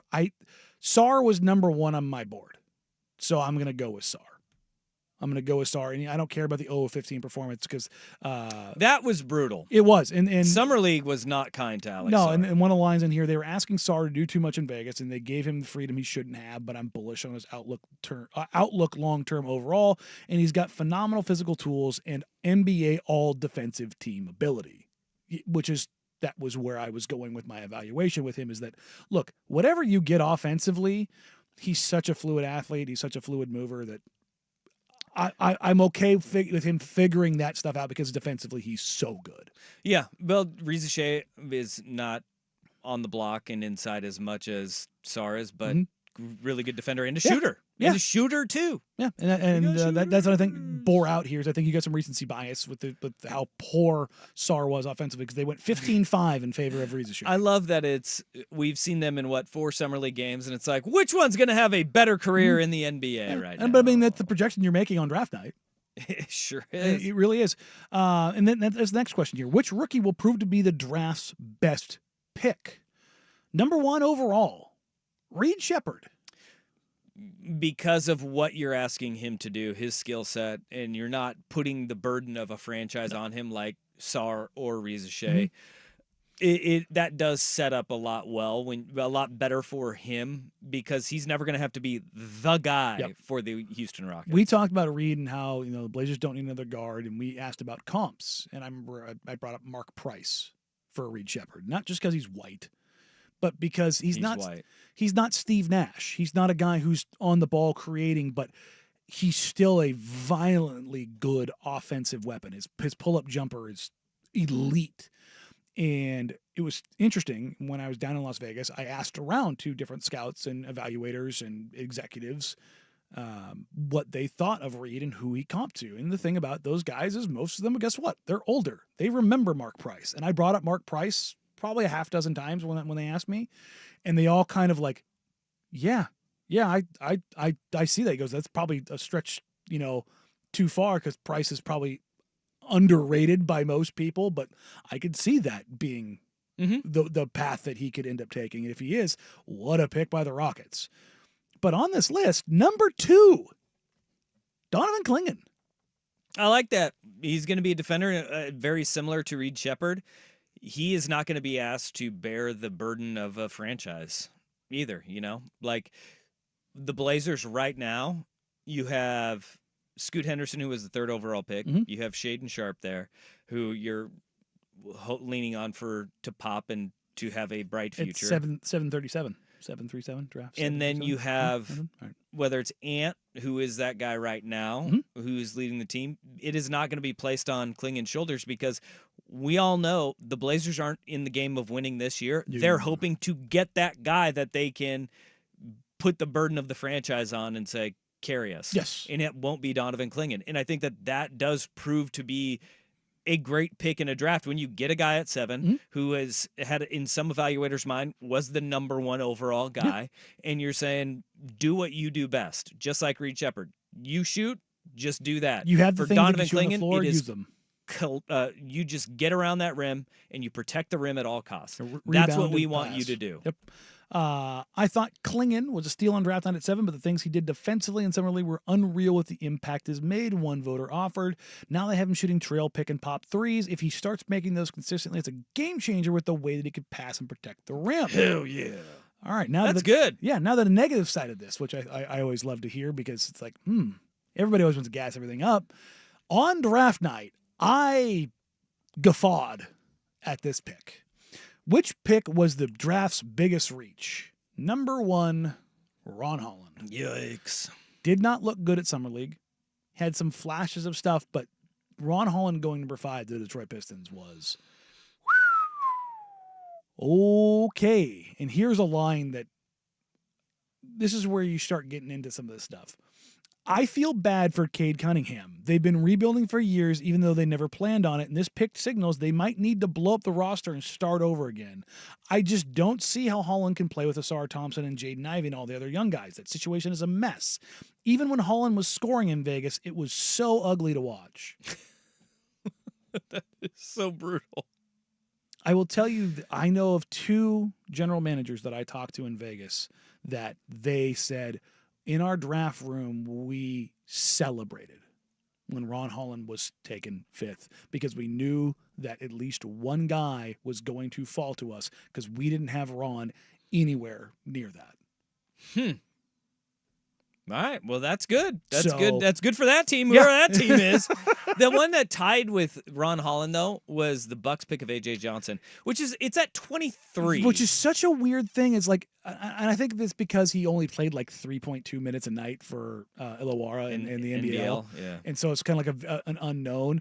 But I think the Bucks kind of have to take a pick on athleticism and figuring stuff out and transitioning to having something else there because that Chris Middleton just 2 ankle surgeries. Yeah, there was a reach that they took in the first round one time that worked out well for him. Yeah, that Greek kid, Yeah. pretty good. The Yeah. athletic guy. Mm-hmm. Well, and that was the thing with AJ Johnson. There was some talk about Thanasis. him having a growth spurt. Oh. So All right. He's only 6'4", though. yeah, to Johnson Law was 3rd or tied or 2nd here in that he had 3 votes. Dillingham, Zach Edey, Alex Sarr, Reza Shade, and then Pacome Dadier, which again I thought Dadier going to the Knicks at the end of the first round was entirely fine. I don't know what a Pacome Dadier is. Big French guard. It sounds like a pastry. Yeah, right. I would love a Pacome Dadier. Yeah, actually. Sounds good, huh? Right? Yeah. You go to the French bakery and you come out with, a baguette and a Pacome Dadier. That's right. His team will actually be here in Portland. Ratio Farm Ulm, who he played for last year. That is Bundesliga basketball. Yeah, from the BBL. Yeah. It's like saying BBL. Which rookie will turn out to be the biggest draft steal? Bub Carrington. I like that. Yeah, Bub Carrington, Wizards. The pick that the Blazers traded for Denny Avdia. All right. So I mean, that's he looked solid at Summer League for and sure. If you want to know like why this guy is considered steal of the draft, Bub Carrington, when Denny Avdia was drafted a few years ago, Mike Schmitz, who is in the Blazers front office, said Denny Avdia, steal of the draft. Yes. So it's kind of you traded one steal of the draft for the guy who's a little bit further along in his development as a steal in the draft. There you go. Khalil Ware, who, God, it's frustrating that the Heat have done this twice in a row. Former Duck. How much do you think of that is just because he got drafted by Miami, though? Well, I mean, he's being put into a situation, and again, that Miami team that was sent down there with Jaime Jaquez made more sense. They played in the California Classic, and they were ready to go, and all those things. But I do believe that and this is what we said leading up to the draft, is I had heard that Ware was getting himself squared away.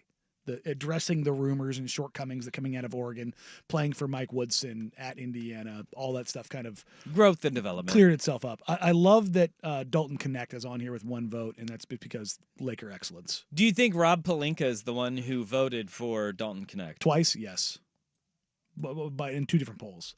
I should say the best value and the biggest steal. Your NBA Rookie of the Year pick, number 1, Reed Shepherd, which I'm hesitant to go with, not because of the talent. I just don't know exactly how much he's going to play. Ime Udoka does not like to play kids, and they are wanting to get better. Fred VanVleet is not a guy that plays 26 minutes a night. So are you going to play Fred and Reed at the same time? Go 5'11" and 6 foot? I don't think that's going to be beneficial in the National Basketball Association. Don't be wrong. They both compete, and they're really good at generating steals and blocks as guards, which is insane. Like, Reed has one of the highest block rates as a guard coming out of college basketball in quite some time. Yeah, we'll see how that changes in the NBA. Well, you got to remember, those shots when you go up and they get a strip, those are charted as blocks, not steals. I still don't know why. I have a beef against that. Zach Edey comes in at number 2, and I think he actually might be the safest Rookie of the Year pick. He's going to ride the wave of Memphis having an being good. incredible first summer league game, and then having John Morant to play alongside. And Desmond Bain and Jaren Jackson. Yeah. And he's just going to go out there and be big. Steph Castle at number 3 with the Spurs, and at number playing 4. alongside Wemby.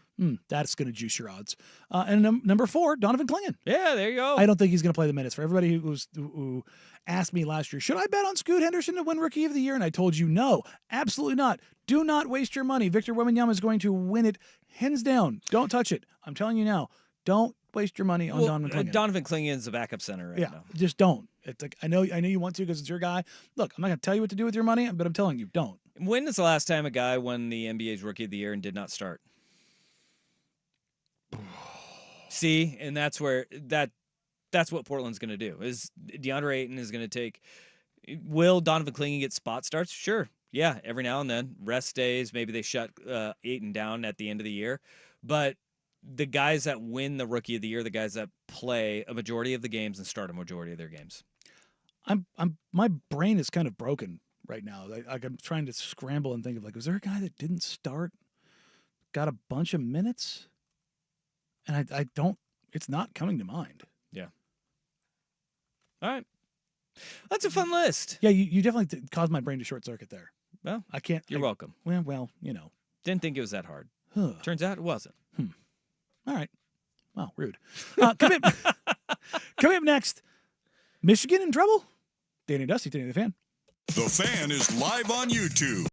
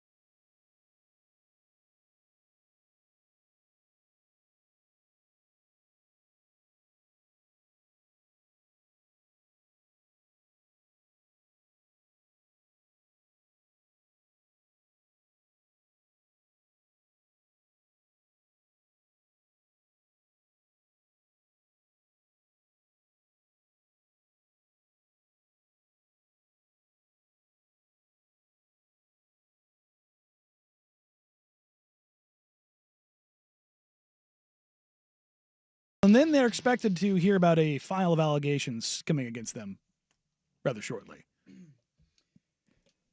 Yeah. Michigan right now and these are weird reports that are coming out. I saw that the initial report was not even from a Michigan fan site or anybody that covers the team. It was from was it Auburn? Maybe somebody at Auburn said something about it. I mean, they're familiar with it. What the hell's going on here? But Michigan, obviously, the Connor Stallions and their spying operation that became a whole deal last year.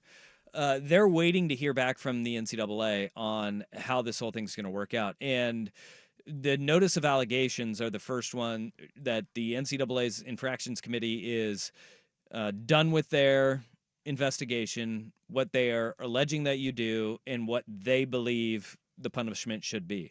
Now, the early reports indicate that this thing could come out anytime this week, but the sticking point here is the infractions committee wants to give them a 1 to 2 year postseason ban, according to the reports that are out there. And Michigan is saying, no, let's make this thing solely monetary, because Connor Stallions is no longer with the program. The head coach is no longer with the program. We handled it in a quick manner once we found out about it, which who knows how long they actually knew about it. But we all know that the things that were uncovered during the season last year, as Michigan was trouncing their way to the national championship, which, by the way, they're not expected to vacate any wins either in this, because they're having a really hard time proving what they did. Did it actually matter? Well, did it change the outcome of any games, right? Like, if you pay a player back in the day, that changed the outcomes of the games because you were paying him to play for you. Reggie Bush, USC, right? Best player on the field was getting money to be there. Yeah, we can say, all right, what happened, what you guys did, translated to you guys winning football games or basketball games. But when you look at what Michigan did, they're like, well, first of all, did they break a rule? Stealing signs and guy who's saying, did the university break a rule? Connor Stallions broke a rule by videotaping hand signals and buying tickets and having like a network of people that would go to stadiums for him and do it. And money that was funneled to him like a offshore bank account. Yeah, with the way that it's all set up, did the university? Well, I don't know. He was employed by him. Seems like they did. And for a guy who made $60,000 a year, it's kind of crazy that he was able to have a network of people working for him. Well, let's also take into consideration here, the NCAA has no teeth anymore. Yeah, and everybody knows that they have no teeth, and so everybody can kind of tell them to put it where the sun don't shine. So Michigan is now countering the report that's out there saying, oh, we're just expecting fines here. Like that's all it's going to be. We're not going to get a postseason ban. A 1 to 2 year postseason ban at a school like Michigan. You want to see guys enter the transfer portal in a hurry? Have a 2 year postseason ban where these guys are going to Michigan because they think they're all going to go to the league. They're going to play there for 3 years and then be out. If you can't go to the 12-team playoff for 2 of your 3 years that you're on campus, they're going to start waving their hand. All right, bye. We're out. So they're going to fight that really, really hard. And like, there's also Michigan is floating stuff out there that they don't even believe that any of this will be a level 1 infraction, which is the heaviest that the NCAA levies against universities. So this is all fizzling out pretty quickly because Michigan did the right thing, which was they suspended Jim Harbaugh for games that they knew that they could win. And then they tried to get as far away as they could from Connor Stallions, blame it all on him, and then they just shut up. And they didn't say anything. And that's the biggest thing, all the schools that get hammered by the NCAA, they fight back. Don't fight back and just shut up, and the NCAA goes away. It worked for North Carolina. Hell yeah, it did. Na. Miami. Yeah, and that's the thing is, I wonder if Michigan basically says, you're toothless, we don't care, you're not going to exist in a year anyways, so there will be no postseason ban, and we really don't care about a fine. We talked about this a couple months ago, where I said, I wonder if there's going to be a school that eventually just says, go away. And who has the kind of the power to do it. And I wonder if Michigan's like, no. Saying go away is the one thing that the NCAA will hammer you for. That's what USC did. That's why USC was defiant. If you're defiant and you kind of spit in their face about it, I think they don't have the capacity to do anything. That's when they will hammer you. But the thing they can do is a postseason ban.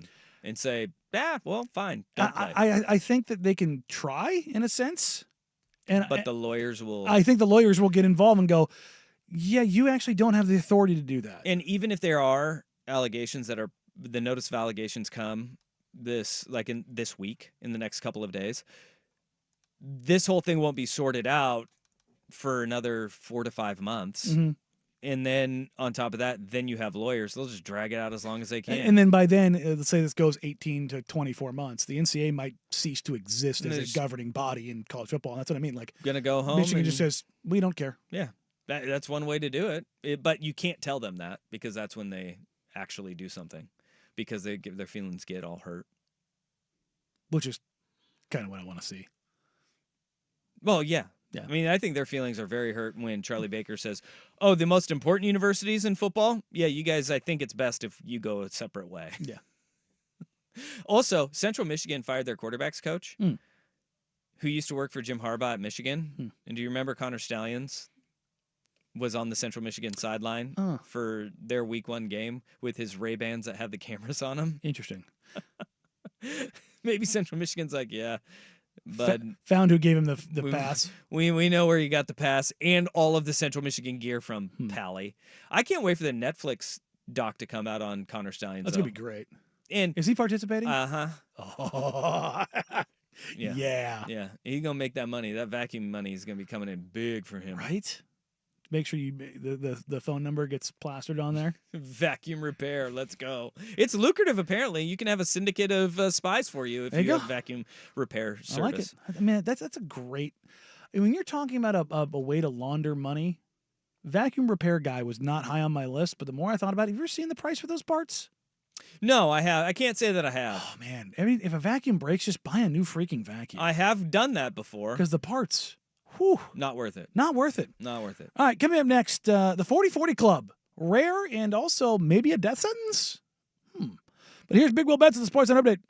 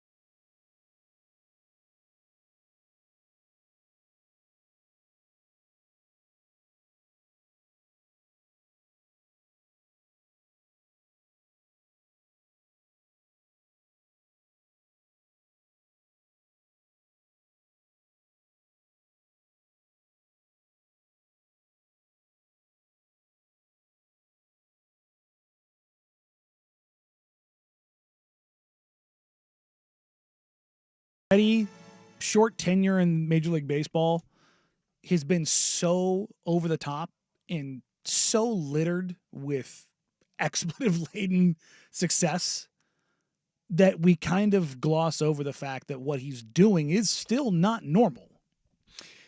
It is freaky what Shohei Ohtani has done in his career. You think of just the stat busting that he did as a pitcher and a fielder and hitter, but then you switch it over and now he's not pitching this year, and you're looking at, quite honestly, one of the most dominant seasons that we've seen in baseball. Yes. Because we are not even to August yet, and Shohei Ohtani has 32 home runs and 28 stolen bases. The only other player to do that is Alex Rodriguez in 1998 when he went 32 home runs and 30 stolen bases. So Ohtani's only 2 stolen bases behind that clip that A-Rod had. And here we are. And Alex Rodriguez that year finished 42 and 46. Mm-hmm. Like Otherwise known as the 40-40 club. We could see the first time ever back-to-back seasons with a 40-40 member. We've never seen consecutive years where a guy has been in the 40-40 club. And here's the disgusting truth of the 40-40 club. There isn't a 40-40 club member in the Baseball Hall of Fame. No, Jose Canseco, Barry Bonds, Alex Rodriguez, and Alfonso Soriano. Those are your 40-40 club guys. And then you have Ronald Acuna Jr., who 41 and 73 stolen bases last year. He was, not eligible for the Hall of Fame yet. But injuries. I don't know if Ronald Acuna Jr. will make the Hall of Fame because he got, the season-ending injury early this year, and that was heartbreaking, man. The guy sits there and says, I apologizes to the fans for getting hurt. It's like, damn, that's what is he, 24? But Acuna is on that trajectory to where he keeps playing the way he is. My God. We could see Ronald Acuna Jr. as a Hall of Famer eventually. But Ohtani is way on that path. Yes. And if the gambling thing ever gets connected back to him, which it doesn't sound like it is at all in any way, shape, or form, then that may hold him out. But what a list, though. Like, think of the guys and how hard it is to hit 40 home runs and steal 40 bases. The 3 guys that have done it were or 3 of the 4 in Canseco, Bonds, and A-Rod, all of them tied to PEDs. Which every single one of them. God, I'm so sick and tired of this. Just put them in the freaking Hall. They should be in the Hall of Fame. Barry Bonds' non-PED length seasons is still one of the 5 best baseball players of all time. Yeah. When his head was small and so was his biceps, still an insanely good baseball player. One of the best to ever play the game. Really damn good. Ohtani may be that guy, though, that is the first Hall of Famer that is in the 40-40 club. That we can't tie PEDs to? Yeah. Well, no.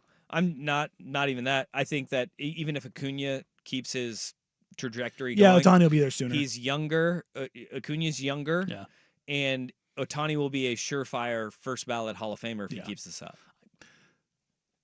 Is Ohtani a surefire first ballot Hall of Famer right now?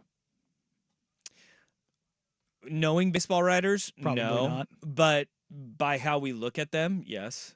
But by the body of work that you kind of put together, he doesn't have playoff wins, but how do you not tell the story of baseball in the 21st century without Shohei Ohtani, who comes in and is a dominant arm and a wildly successful hitter and fielder? Like, you talk about all the tools of a baseball player. Yeah, he shows all of them. And by that metric, yeah, he should be in, even though you can have the guys whose, star shines really bright but goes fast, right? Even if he has that, yeah, Ohtani is a Hall of Famer. What is this, his 6th or 7th year in the league? This is his 7th year in the 7th league. year. And this is where it's He's disgusting. on the cusp there. He's got 203 home runs He's got already. 200 home runs already. 800 hits. 500 RBI. 114 stolen bases. Yep. What's interesting is he's only a 280 hitter. I guess it's really only been the last 2 years that he's hit over 300. He has well, 2 look MVPs. at how many guys are hitting 300 in baseball. It's true. Period, it's though. true. That's the how skewed it is. The way that baseball has shifted average it does not mean the same as it once did, right? Yeah. If you look right now in baseball, there's only 12 guys hitting over 300 in baseball. If you want to go back, let's go back to ESPN keeps stats to the 2002 regular season. If we go back to the 2002 regular season, there were say 35. exactly 35. You're kidding. Yeah. Ding. There were exactly 35 players who hit over 300. I basically was thinking 3 times as much. That's And all I was going for. You're at 12 right now. Yeah. Pitching has changed. Hitting has become so much harder. And then what teams are asking hitters to do has changed dramatically. It's not hit for average anymore. Not swing angle and It's extra bases. It's hunting for walks. How It's many- get on base and hit long ball. How many? This is kind of a theory question. How many Tony Gwynns do you think they've snuffed out by changing swings and changing mentalities? I mean, Tony Gwynn is a rarity, yeah. but I mean, like, how many like legitimately good, Okay, high average hitters do you think have changed what they could be because they've gone for how something about we else? change this, right? How many guys like What's like a 305 hitter in lifetime 2002? like a Chipper Jones Yeah. type? Yeah. A Chipper Jones where he also hit a ton home of runs. bombs, but I don't think you were going to change Chipper, but his average, like Chipper would be a different hitter now. he'd be like a 260 guy, I think, who hit 50 nukes a year. Yeah, and he'd have like well over 500 home runs in his career. As opposed to His being, career. as opposed to being like, I think the other one is, and probably people don't think about this, is Pujols. If he had been 10 years later, because he was 10 straight years of 330, 100.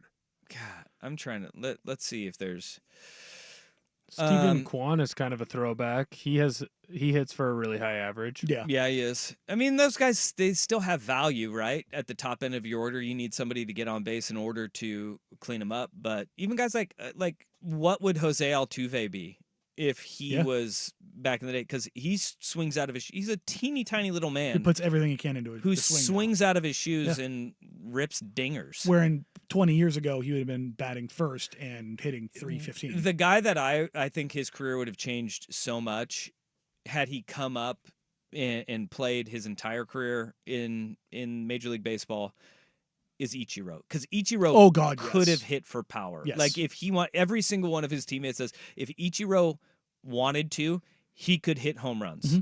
But he didn't because he took what pitchers gave him. And if hit the 320. mentality of what a baseball player is, and like obviously Japanese baseball is so much different because it is so much more regimented, but Ichiro only had 117 home runs in his career. And as a reminder, he hit over 350 1, 2, 3, 4 times. And was over 350. Was a 311 hitter lifetime. 10 straight years of 200 hits. Yeah. I wonder if they would have if Ichiro came over to the States, you know, when he comes over and was it 01 and you sit there and you go at 27. This is what baseball is in America, and this is how you have to play it, which is like, look, all these guys are coming up with launch angle, exit velo. Those are the things that are important in the metrics that people are gauging you on. Would that have skewed Ichiro a little bit to be less of a contact hitter and more for power? That is a wild thing to think about. Here's something. I don't think he would have ever changed just because of who he was as the way he was wired and the way he was brought up. But at the same time, is that going to change moving forward with these guys? And that's what his 04 season, where he hit 372, 262 hits. He still struck out 63 times. Bum. Which is it's nothing. Bum. Like that guy's he but sucks. What is he doing? You think about that. Why even play? He's still running around T-Mobile. Oh, I know. He's awesome. I spotted him. I love Ichiro so Did you? much. Spotted him. Yeah. All right. You said he had how many strikeouts? 63. Okay. Which is less than a 10% strikeout rate because he had 762 at bats. That was in a full season, right? Yeah. Correct? Yeah. Okay. I'm going to go through this. Currently, in Major League Baseball, at 108 games is what teams have played right now. Okay. There are 183 players in Major League Baseball that have already struck out 63 times. Crazy. 63 is Nothing. nothing. Nothing. I think that's probably the guy. It's probably Ichiro. If you go, the leaders, and we talked about these guys, Ellie De La Cruz and Nolan Gorman of your Cardinals, Mm-hmm. each have struck out 140 times this year. Or double. 100 Ichiro. in well more. He than never double struck. Ichiro. His highest strikeout season was 86 in 2010 when he hit 315. Scumbag. 86. That was for a full season. That would have him at 82nd this year in strikeouts through 108 games.